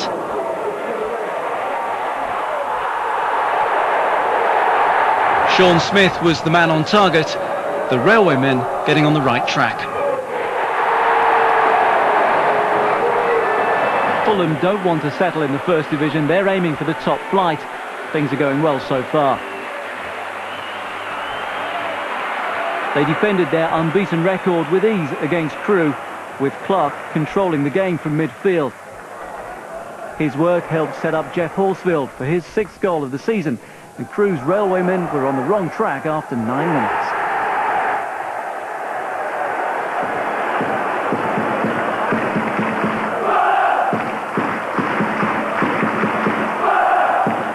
Fulham striker Paul Pesky-Salido was watching from the sidings, out injured for 3 weeks. His replacement, Barry Hales, took his chance to impress, heading the second. Clark again with the assist.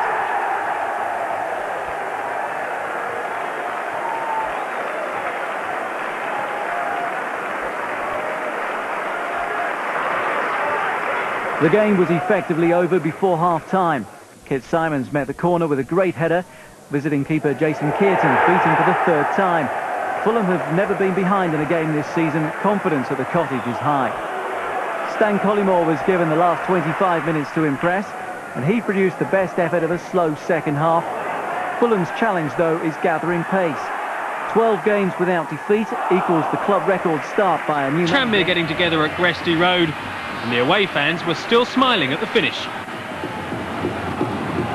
Scott Taylor. It's looked pretty lively for Tranmere so far this afternoon. He's still got it. And he's got Mann in the middle. This is Mann. Back off the post. So unlucky. Still not properly clear. A Tranmere within a whisker of going ahead. Excellent play by Taylor. Kearton was nowhere. That's in towards Mann. How did he miss from there? He wouldn't have. Well, in fact, the whistle had gone. He wasn't to know that, and it's just about spared his blushes. Grant with the corner. Santos! Absolutely unmarked. That was a good chance. Well, he headed it down, but just not very accurately. Challoner will throw it long again. Conditions deteriorating all the time. Goalkeeper's in trouble! Just about got away with it. Jason Kearton under real pressure. Direct from the throw. Not sure he can let it go. Didn't know who was behind him. And it was a desperate hand. And he was helped out by his defender eventually. And it's away for the corner. That's in towards Allison, it's in! A real precision header from Wayne Allison. And Tranmere have got the goal their precious deserved. He beat Servell to the ball and put it right in the corner. That was a good header. Excellent placement. Got there before his marker.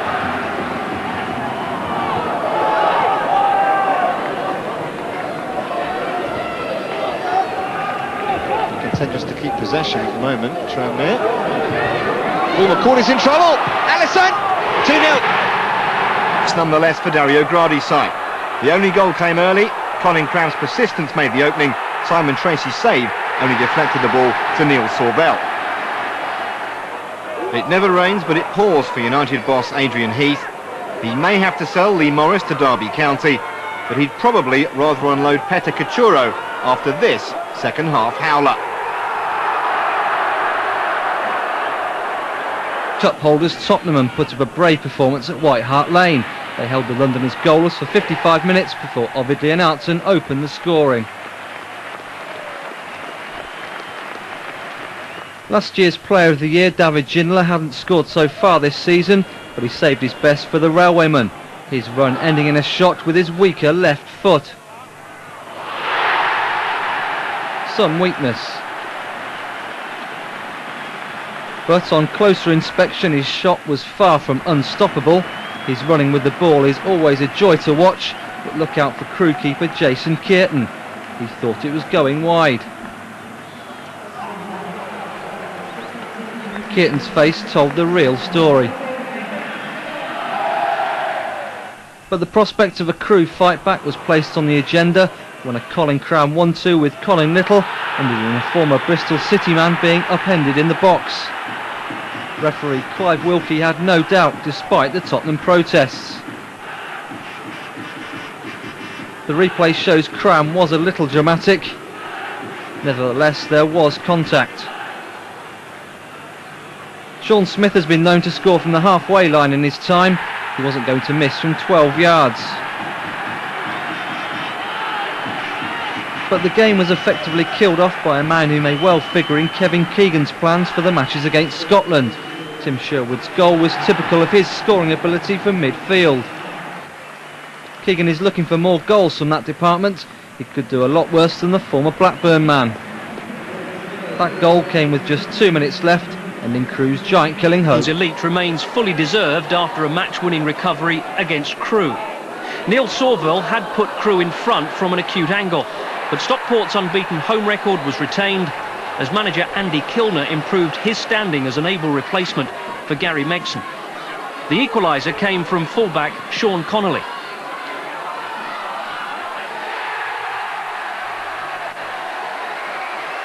And the winner came from Kilner's only purchase so far. Laurent Jaffo cost £150,000. And his maximum points, they won at Crewe.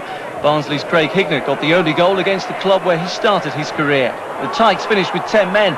Keeper Kevin Miller was sent off for handball, but they held on for the points. Nelson, not very good punches by Jason Kearton. Here's Parkinson. Gets to the byline. Oh, it's a header! Oh! What a great header by Wayne Allison, and a super save by Jason Kearton. Here's Challoner. Hill with a header. Yes! Oh, it's gone in! What a fabulous header by the number 6, Clint Hill.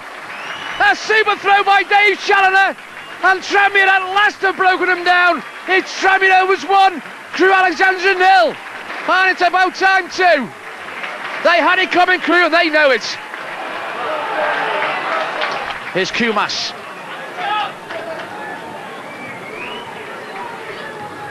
Roberts with a cross in. Is it gone in? Yes, there's another one! And it's Big Wayne that gets that one. Hoping to outwit his counterpart at Crewe, Dario Gradi. Both sides desperate for a win. Commentary from Trevor Harris. So corner then to Crewe, as McCauley waits. A bit of jostling in there. And Smith will get another chance here. High and deep towards McCauley. And it just clipped the top of the bar, with Musselwhite struggling for a moment. Very relieved, the goalkeeper. Bit of a high and hopeful cross by Smith. McCauley's got the header in, and it just looped over the top. Close call for Port Vale. Snyders. Minton. Well, that's a poor one. Great chance here for Little, and he smacked the outside of the post.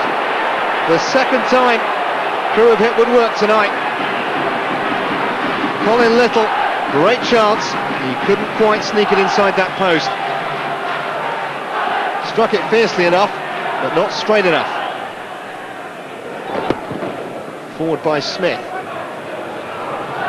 Garber should have this. Always let Rodney Jack in.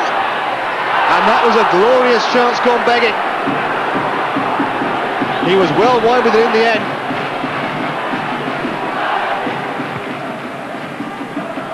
Snyders, good save. Super reactions from Jason Kearton. I think it may have been Smith who got the inadvertent flick on. Snyders arrived, and that was good reactions from the goalkeeper. Saved his side there.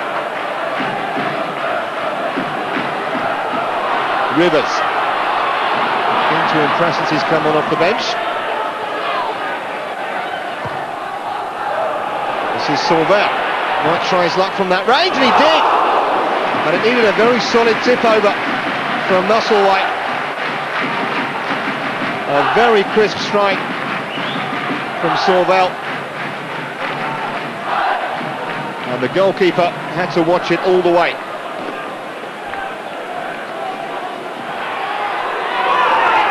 Carragher. Naylor. Look at the space he's got. That's in towards Foyle, and Rougier on the far post to score. 1-0 Port Vale lead. It should have been Foyle's goal. It was Rougier's. It's taken 75 minutes, but it looks like he's thanking someone high up. Portsmouth boss Alan Ball wasn't laughing. Culprit number 1, Adrian Whitbread. His clearance sent back with interest by Rodney Jack. Crewe's first goal in 356 barren minutes. Culprit number 2, debutant Darren Moore. The new signing from Bradford got this all wrong. Paul Tate took full advantage, enough to lift Dario Gradi's side off the bottom. Dario Gradi's team also got the better of Ipswich in the Worthington Cup this season, so no one was surprised they made a fight of it. Mark Rivers slipping past the offside trap for a 75th minute equaliser. But the celebrations were short-lived. Ipswich stung into action, determined to lay the jinx to rest. Straight from kick-off, they launched into attack, a direct and effective approach. Johnson rolled around his marker to set off on course for the winner. After 6 weeks without a goal, he's well and truly back in business. Table security in sight, providing they can win their games in hand on the other relegation candidates. Palace set on the slippery slope when they gave midfielder Paul Tate too much room. He lined up a lovely lob. Away from Selhurst Park, Steve Coppell's side rarely seem able to reproduce their best form. Steve McCauley ensured it's now 10 matches since Palace last picked up maximum points on their travels. For Crewe, this was perfect preparation for the visit of Bradford City in the FA Cup.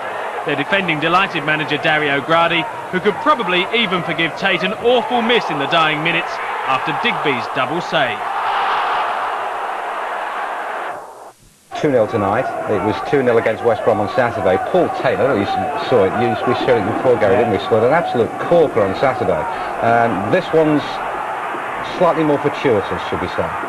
Well, he's still got a confidence possibly from the goal that he got last week, but he's followed in really well. Well, maybe he should have stayed where he was if he's going to come. He's certainly got to get that. But it was a good finish, anyway.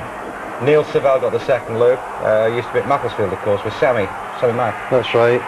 Typical Crewe, Elton get themselves in a little bit of trouble season after season, then they put a few good results together. I think everyone's got a soft spot for Crewe, haven't they, because of the way for Bradford City and their fans in the Premiership, easier pickings perhaps at Gresty Road. Certainly the Bantams looked desperate. Cross eventually found Robbie Blake at the far post. Relief all round for Paul. But what was that about an easier afternoon? Kevin Street's pile driver, then producing, fortunately for them, the ball ended up in Matt Clark's arms. But never underestimate a side managed by Colin Little with the header. Crewe deservedly back in the tie. Time for super sub Dean Saunders. And wouldn't you know it, with 7 minutes left, Saunders stole the show. Lee Sharp gaining possession in the box, Hearts with the winner.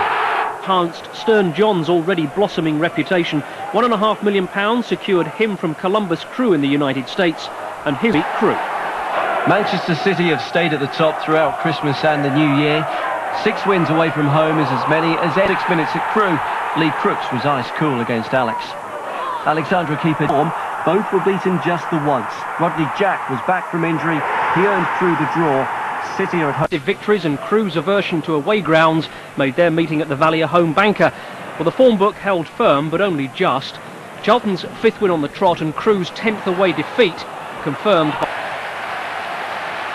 It's in desperate need. The high stakes explaining the frantic defending that preceded the first goal. Tom Bennett on loan from Stockport, Walsall's scorer. Crewe's crisis became even more severe just after the half hour. Michael Ricketts running half the length of the pitch and shrugging off Steve Wright's rugby tackle to make it 2-0. A wonderful start for Walsall, but they were pegged back within 60 seconds. Paul Tate took a flyer in the box, the refs saw back in the game.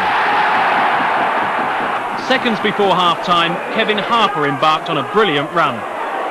A neat 1-2 teeing him up to restore Walsall's 2-goal advantage. Still, the Crewe threat wasn't quite snuffed out. Hopes of recovery flickering again midway through the second half when Tate reduced the deficit. But Walsall stood firm for a vital win. Seemed much more. Rodney Jack's vision to free Kenny Lunt early in the second half seemed to have paved the route to victory. But as the glances at the watch became more anxious, a bizarre equaliser undid their good work. Bradley Allen's initial thoughts to claim a penalty was soon forgotten as his miss hit agonisingly found the target. Went at Gresty Road, but losing out in a 5-goal shootout keeps them in trouble. The award of Steve McCauley's header was contentious, but even a goal start didn't help, because Crewe's cultured game still oozes too much generosity. And when Steve Wright brought down Isaiah Rankin on the edge of the area, Birmingham's newest international equalised with the penalty which was awarded. Skipper Martin O'Connor has been called up to play for the Cayman Islands this week. Teammate Michael Johnson will be opposing him in Jamaica's squad for the friendly on Grand Cayman on Wednesday night. Well, the penalty was the spur Birmingham needed to kickstart their afternoon at the weekend. 2 goals in the second half meant Birmingham retained their spot on the fringe of the playoffs. Brian Hughes put them ahead. and Dele Adebola's offering was effectively game, set and match, and for him to settle the meeting between his current club and his old one added to the intrigue. Adebola hasn't had the best of seasons with injury. This was his second goal of the campaign, his first in the league. Macaulay threatened to make life difficult with his second in the last minute for Crewe, but Birmingham held on for their first away win in the league for over 5 months. Great. Now Crewe going down 1-0 at West Brom. Lee Hughes, who this time last year was the country's leading goal scorer, but it's going to be a battle for Crewe. Switch of the top two. Town moved up thanks to a 2-1 win at Crewe. George Burley's team are playing with confidence. Witness Jamie Clapham's opening goal on 60 minutes. Crewe are still locked in the bottom three, but a point would have seen them escape. 4 minutes after going behind, they were back on level terms. Paul Tate was unmarked. Richard Wright was beaten. But Ipswich's other Wright righted the wrong with just a minute to spare. A classic old boy comes back to haunt them scenario. Jermaine Wright's move from Crewe to Ipswich in the summer. His match winner moved the Blues into second place.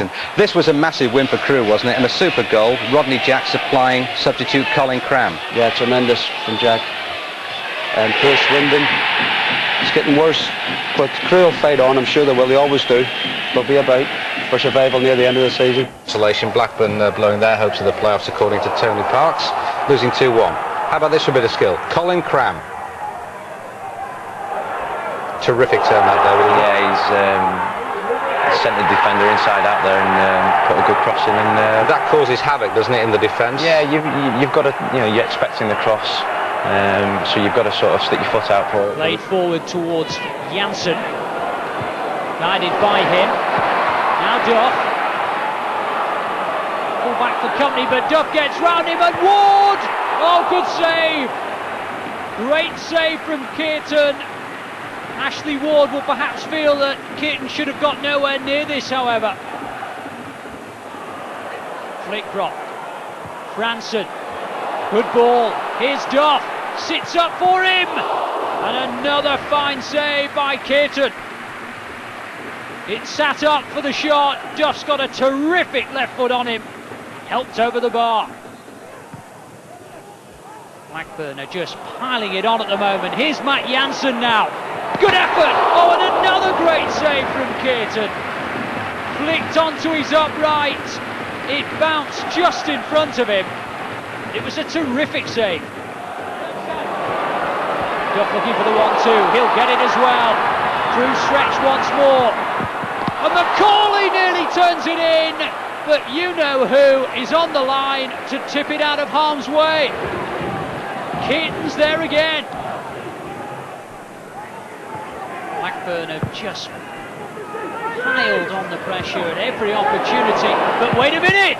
A great opportunity for Newby. And now it's Alan Kelly making the save. Out of very little.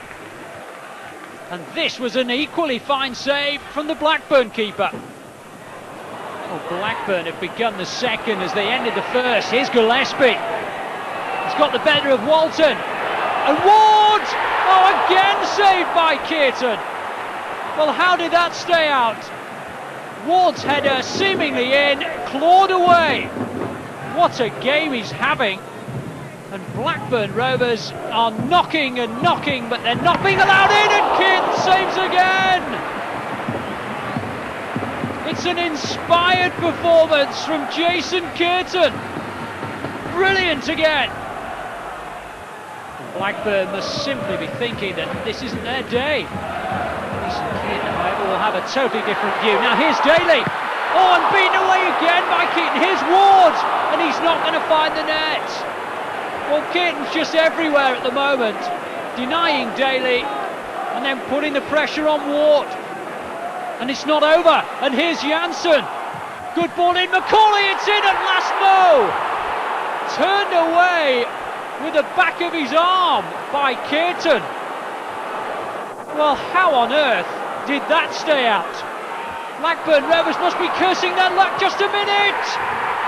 Would you believe it? Colin Cram. Well, Blackburn was wondering just how they didn't score there. And the next they knew, Rivers to Cram. And Cram shows Blackburn Rovers how to keep you cool and score. Kelly could do nothing about it, and Crewe are leading.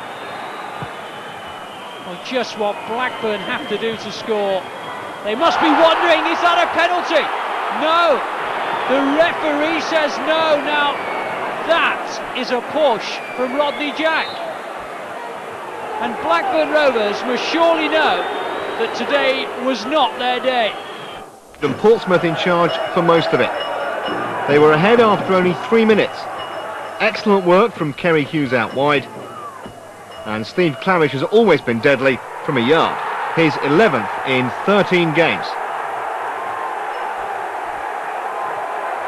Crewe came into the match off the back of 3 wins, and their leveller was straight out of the Dario Gradi coaching manual. Colin Crams 1-2 with Mark Rivers, a clinical finish, and with over half an hour to play, Crewe looked favourites. But within 5 minutes, Tony Poulis' side were back in front. Not exactly pretty, but at this stage of the season, it doesn't matter how they go in. Thomas Thorgerson's shot, horribly deflected past Jason Kearton. And the game was up for Crewe 4 minutes from time. Again, it came from an innocuous Pompey throw. No defensive cover at all when the cross came in, and Kevin Harper able to help himself at the near post. Portsmouth now... Steve Sedgley, wickedly deflected, wasn't it? Not much you can do about that. No, not at all. This is Scott Taylor. So 2 defeats for Crewe after 4 wins, but... Second, a position they now have their sights firmly set on retaining. Spencer Pryor's first goal for City edged them in front of Crewe at the break, but 3 in the second half ensured an emphatic-looking scoreline, which keeps the likes of Ipswich and Barnsley at arm's length and staring at the playoffs. A quick free kick caught out Crewe and allowed Paul Dickoff to nonchalantly stroke home to double City's advantage. And then with 4 minutes left, Crewe played an ill-advised offside game, which Mark Kennedy exploited to the full. And with the game already won, Dickoff combined with Sean Goater in the last minute to score his second of the game. It keeps City second and leaves Crewe just 2 points clear of relegation. Perennial survivors. They managed it last year, and victory over Queen's Park Rangers will go a long way to repeating the achievement this season. Paul Murray's challenge on Sean Smith allowed Smith to put Crewe ahead from the penalty spot.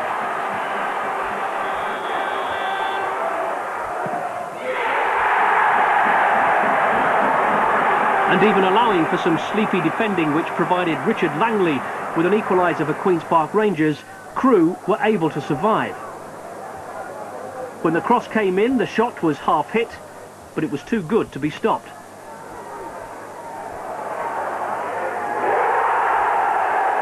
However, Crewe managed to claim all 3 points that should effectively ensure their safety. Mark Rivers scored it, his 6th goal of the season, and his first since November.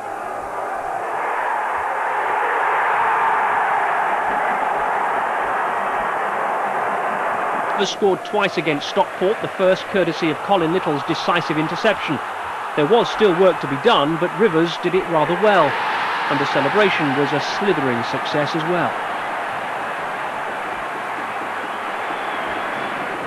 Chris Lightfoot then put them 2 up, a far post goal which put his side in control and his side's opponents in trouble yet again, because Stockport had gone 18 matches without a win before this, and they were heading towards 19 until Ian Lawson intervened. But in the second half, Rivers scored his second, a full-flowing shot on the run, and the 3 points effectively ensured. But Stockport had the last hurrah, Ian Moore scoring with 20 minutes remaining. Another scramble, but Crewe holding on after this. For Stockport, though, it meant Boxing Day still provided their most recent victory. Next, here's the dramatic finale that you missed if you left early. Crewe claimed the lead in the 87th minute, and Colin Cram's goal could have been enough for First Division safety. Sheffield's motivation, though, appears to be pride and party spoiling. Curtis Woodhouse went straight up the other end. A warning shot, but typical of Crewe, Alex, isn't it? Desperate measures may be, but not desperate football. No, they always play football. That's a great credit to them. And then it's, you know, it's when I first came down United, strange how things changed, but Crewe were one of the long ball teams. Darryl got fed up watching it and started producing good football teams. This is a fantastic goal. That's fit for any game. I was going to say that goal would grace the Champions League. Absolutely, yeah. Jack. Marvellous ball. It was the chip in from Jack was fantastic. Crewe Alexandra's first away win came at the expense of Tranmere. In fact, this was their first away goal, Rob Hulse with the header. In front, this was uncharted territory for Crewe, but a second goal soon followed. Colin Little, 2 attempts, and 2-0 at half-time. Rovers were being given the runaround. 6 of them defended the penalty area for this attack, but Hulse headed his second and Crewe's third of the match in the first minute of the second half. A flattering scoreline, but Tranmere only managed to convert one of their chances. Andy Parkinson had started on the bench but finished the scoring. Crewe's 3 goals had already earned the 3 points. It was nice to come here and not be battered into submission. You know, normally they hurl that ball in the box and knock us about and put the pieces in. We stood up to them very well, I thought. At Bramall Lane until substitute George Santos, playing as a makeshift striker, broke the deadlock in the final minute. But it was rough on Crewe, their 4th defeat in 5 games on the road. It's Claudio Ranieri, after being dispatched to Wimbledon for 3 months on loan. On this showing, they'll soon want him back at Stamford Bridge. A clever chip getting the youngsters' Don's debut off to the perfect start. It wasn't long before Crewe were in trouble again. Alan Kimball's interception won him yards of free space, a good look up, and a beautifully weighted cross for Marcus Gow to make it 2-0. Wimbledon then had to soak up some pressure, but it was a different story after the break. Terry Burton's team well in command, especially after Trond Anderson picked out Harley, roaring in at the far post. 3-0, and even the sending off of Chris Wilmot 15 minutes from time didn't threaten the Dons' dominance. The defender dismissed after tangling with Colin Cram. He'd already been booked but waited to see the red before he'd believe it. It was the only sour note of an otherwise excellent afternoon for the visitors, topped off when Jason Kearton failed to collect at the feet of Jason Ewell, who duly added number 4. Followed up midweek triumph over Huddersfield by taking the points away from Gillingham. Forte's hard work capped off by Colin Little's tap-in. Again for the Railwaymen. They were on the right track when Mark Rivers ran through the Wolves' defence. Colin Cram took over to open the scoring. Wolverhampton's away day return journey was a disappointed one. Crewe's Cram turned down the chance of a low move to Dutch side for second just before the break. 2-0, enough for 3 points. 3 goals would have been enough for the match ball. Throughout my career it's always been kind of 2 goals. You know, I never ever get 3, so 2 I would, over the moon to get 2 goals. Road. They were ahead 24 minutes in when Andy Tobb made it 3 goals since his loan move from Dunfermline. County left out top scorer Ian Moore, who joined Burnley for £1 million on Monday, but they didn't really miss it. Peter Clark scrambled in the killer second when Crewe failed to deal with the corner. Dario Gradi's side did pull 1 back through Rob Hulse, but the league's longest-serving boss predicts another season of struggle. Time stalling at mid-table Crewe, who left it late. Only 9 minutes to go when Mark Rivers washed away Wednesday's hopes of a point.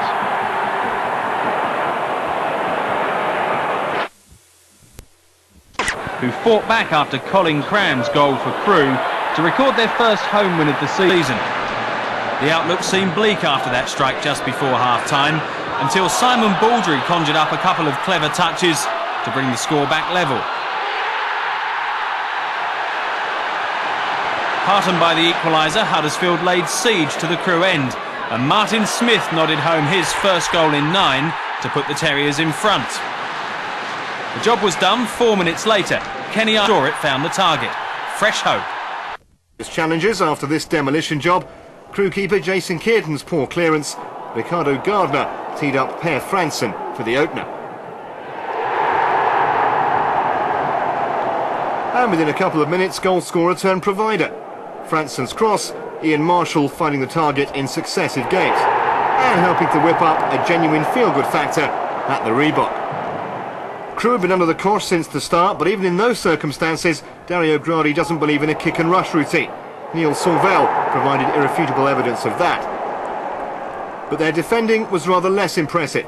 Gudni Bergson unmarked from the corner and allowed 2 goes at it as well. In truth, the second half was a little dull in comparison, but not for teenager Kevin Nolan. His first goal for Wanderers just a minute from time. A chance to inflict Crystal Palace's first defeat in 11. They should have been in front after Colin Little's surge into the box was brought to a premature halt. But from the spot, Sean Smith found Alex Kalinko on song. Crewe, though, were turning up the heat, and Kenny Lunt's free kick unlocked the Palace defence. Little's header had the home fans in raptures, and their optimism was fuelled seconds before half-time when Neil Ruddock said a word too many to the referee. The defender told to continue the conversation in the dressing room. 1-0 up with home advantage against 10 men. Enough, you'd think. But Palace have a stubborn streak these days and pinched a draw 10 minutes from time through Dougie Freedman, much to the annoyance of Dario Gradi. You know, I think the referee gave them every free kick in the second half to even it up. You know, we'd only got to breathe on them. They were falling over like ninepins, and the referee was. But we've got to not do it, because their best chance to set half time was a set play, and in the end they had a chance of the set play. Credit to them. Thought they fought hard, never gave up the fight. Had to be the rather spectacular own goal from Cardiff City's Jason Bowen. He won't want to see this again. First Division Crewe could scarcely believe their luck. But there's a fresh momentum these days about Cardiff City, and they got the equaliser they thoroughly deserved. Scott Young rounding off a fine personal display with a vital goal. Then Rob Hulse has come through the ranks, and the 21-year-old hit form against Grimsby. A simple tap-in after Mark Rivers had done the hard work put the Railwaymen on the right track, and a sharp header at the near post just 5 minutes later left Crewe in control. If Dario Gradi was delighted with his young striker, he won't have been so pleased at the way the team conceded possession from a throw to give Grimsby a lifeline, and no one picked up the on-rushing Kevin Donovan. But the Mariners, with several key players injured, have been dragged into trouble themselves. Experienced manager Lenny Lawrence knows the danger signs. No doubt there'll be some defensive work done this week after Rivers rounded off a rare away day success for... Hinted at why they're in trouble. Then Stockport's Kevin Cooper found Jakob Viss, and the Finns' finish spelled the end for Crewe Alexandra.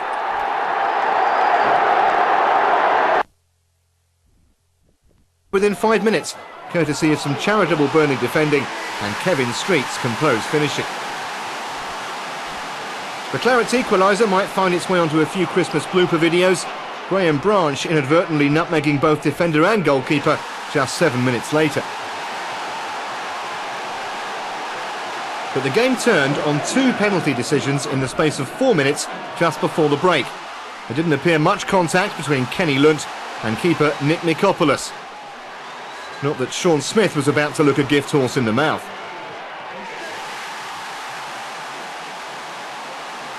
No dispute, though, about the second spot kick. Mark Rivers broke purposefully into the box, and although Branch was clearly determined not to dive in, Paul Cook wasn't so circumspect. And by now, Smith was starting to enjoy himself.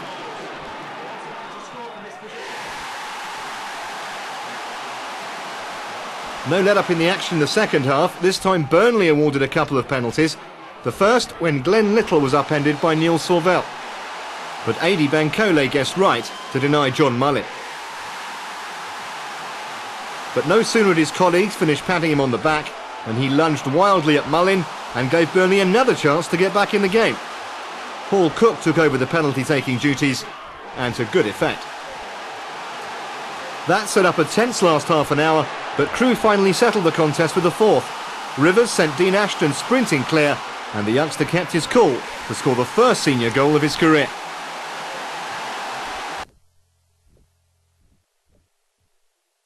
Here's Donovan Blake. Rivers. Oh, trying to use his pace against Sutton has done well. Rivers twisting and turning and laying it for Sorvell, and he's found Rodney Jack, and Rodney Jack has scored.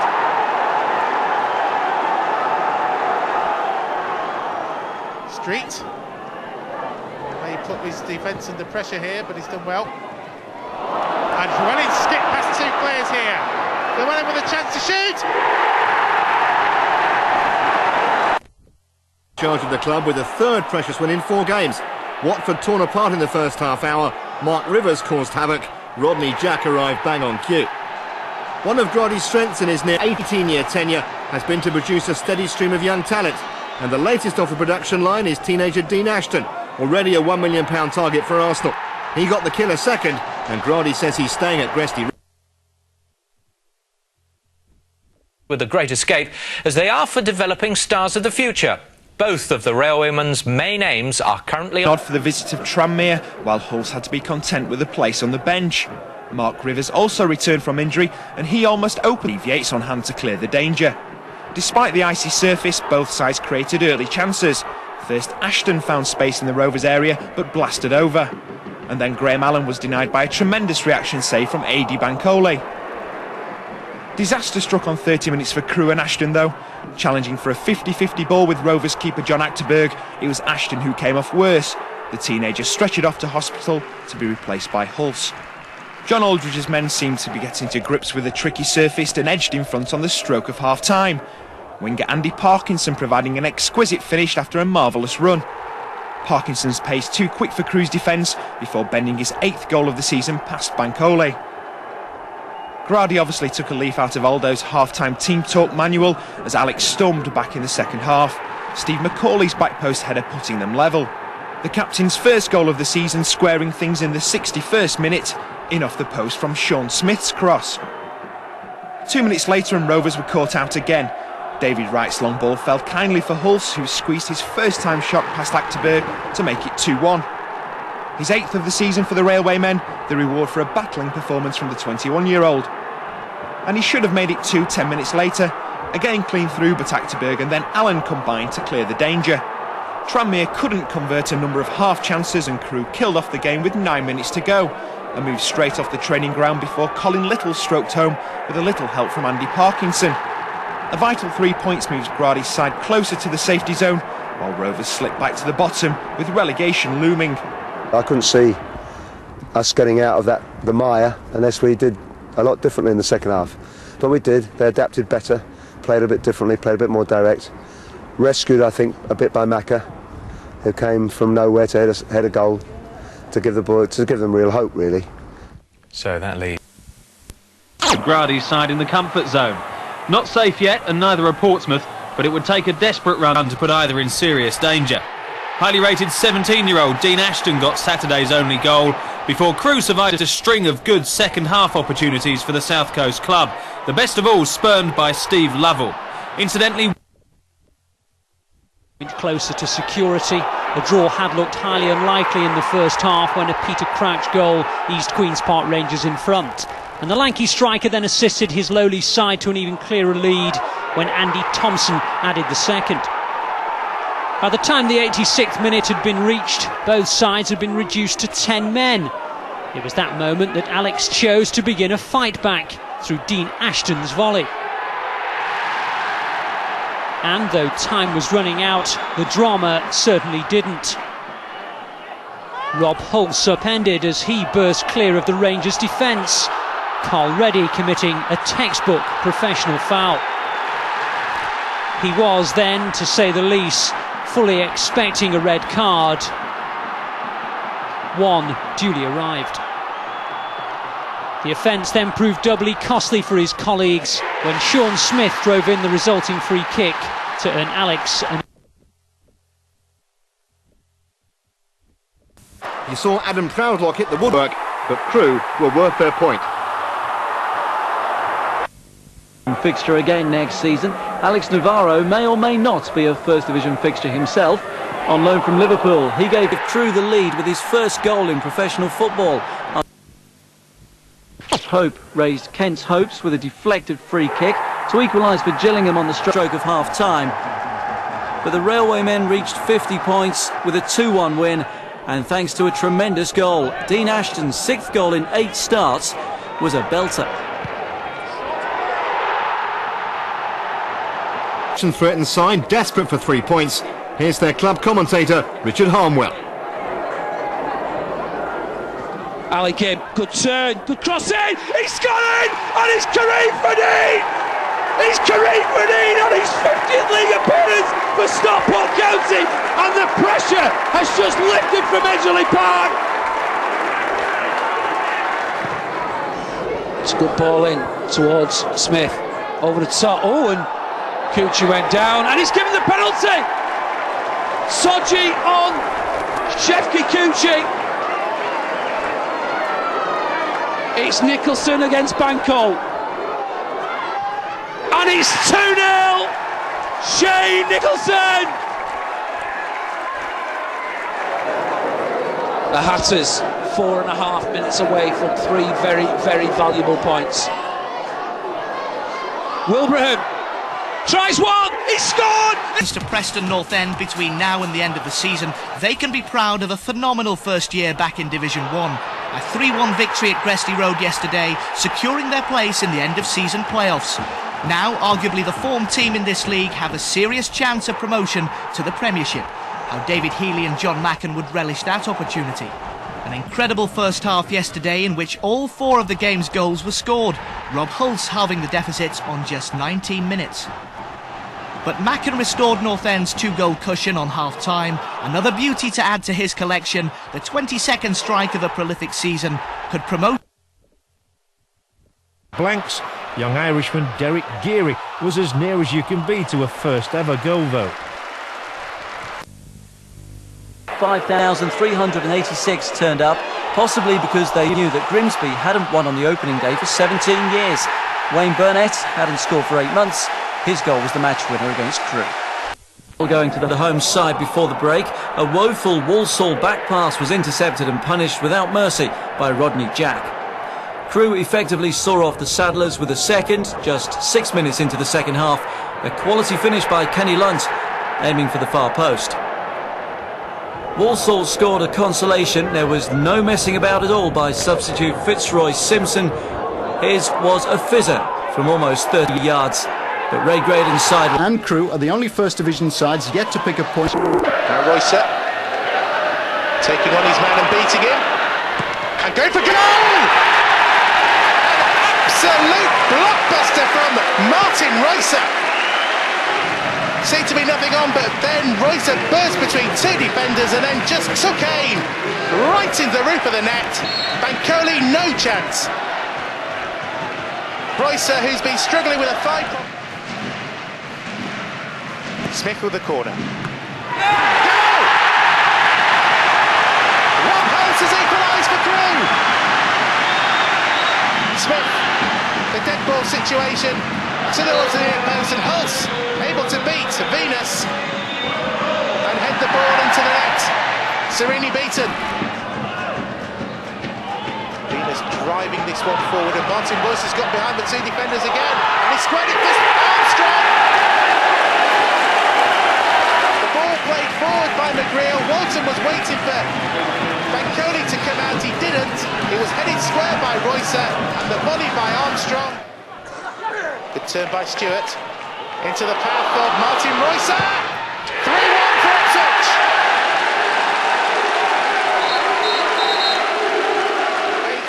Good turn by Stewart at the start of it. And then Roycer didn't think about it, just hit it. So 18 minutes to go, and Ipswich have a 2-goal cushion, and it looks as though they could be on the way to the 4th round of the Worthington Cup. Although Crewe are on the way here. It's in! Dave Brammer has struck back within seconds. Peralta trying to get it away, and Brammer was in the right place and struck it left-footed across Sereni. It came off the far post. It was helped in. Peralta tried to intercept it. Brammer was there. Slight ricochet off. Started his weekend. Jess looking for Blake and finding. Good first touch. Again, another player goes down to ground. Blake goes for goal! Sensational strike from Robbie Blake.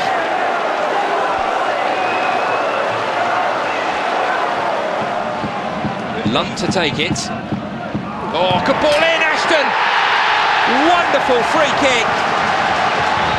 Second goal of the season for Dean Ashton.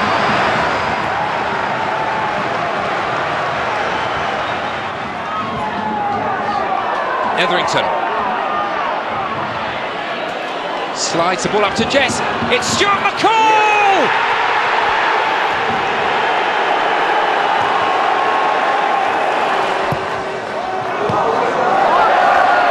Horrible clearance. Davison's punch is unconvincing. He's chasing it again. He's got to get back in his goal now. Foster!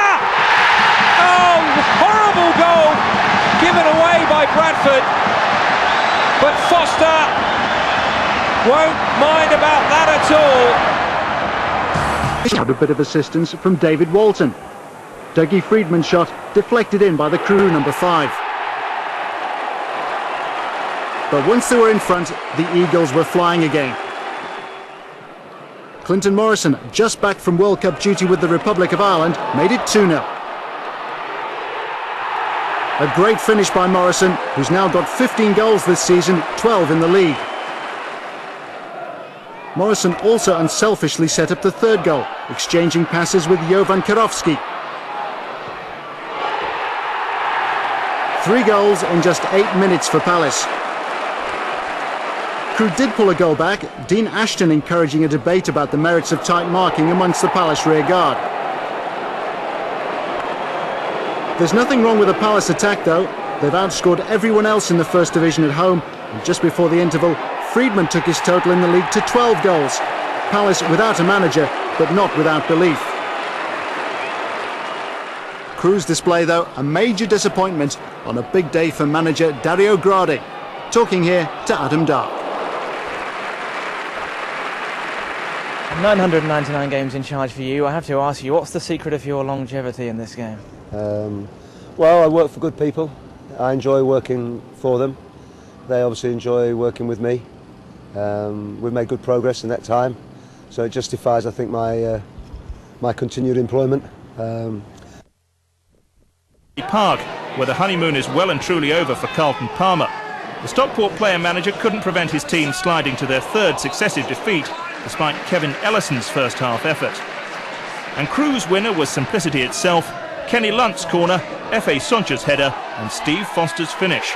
County haven't scored in any of those defeats and are come... 10 minutes gone when Rob Holst was allowed a free header from Sean Smith's free kick. 6 for the season for Alex's leading scorer. And before the half hour they doubled the lead. Almost a carbon copy of the opener. Again Smith's delivery. This time F.A. Sodje provided the finishing touch. Without injured playmaker Robert Prozanecki, Pompey had struggled to create any genuine chances, but got a lifeline just before the break when Lee Bradbury teed up Steve Lovell's acrobatics. His first this term, Lovell starting after 6 straight games on the bench. But any hope of a comeback was checked 20 minutes into the second period. The goal of the game from midfielder Phil Charnock, and it was no more than Crewe deserved. And when they iced the cake with a 4 3 minutes later, there was no way back for Graham Rix's men. Steve Foster's shot bravely blocked by Yoshi Kawaguchi, but Kenny Lunt on hand to bury the rebound. Peter Crouch did get a goal back for Pompey 10 minutes from time, but it couldn't mask their defensive frailties. 2 home defeats in a week, but they're still only 4 points off a playoff spot. Single point at Gresty Road. Albion took the lead against the Alex. Danny Diccio flicked on and Jordal finished with finesse. Crewe keeper Clayton Ince could do nothing about the clever clip. But Gary Mexon's men hit the buffers and the Railwaymen rallied. Baggies keeper Russell Holt was well beaten by a belter from Jeff Thomas. Yes, Jeff Thomas. A good one to make it 1-1 and a good point for Crewe. Got isn't the best. You'll have to take my word for it that Pedro Matias took the corner, which led to Ziga Arenalde claiming Walsall's opening goal against Crewe. Walsall increased their lead 4 minutes before half-time. George Leitao, who was impressive throughout, setting up Frederick Biancalini. His 2nd goal in 6 games. Crewe had won their previous 2 away games and rallied in the second half. Substitute David Vaughan setting up Rodney Jack. A fine finish by Jack, his first goal in 14...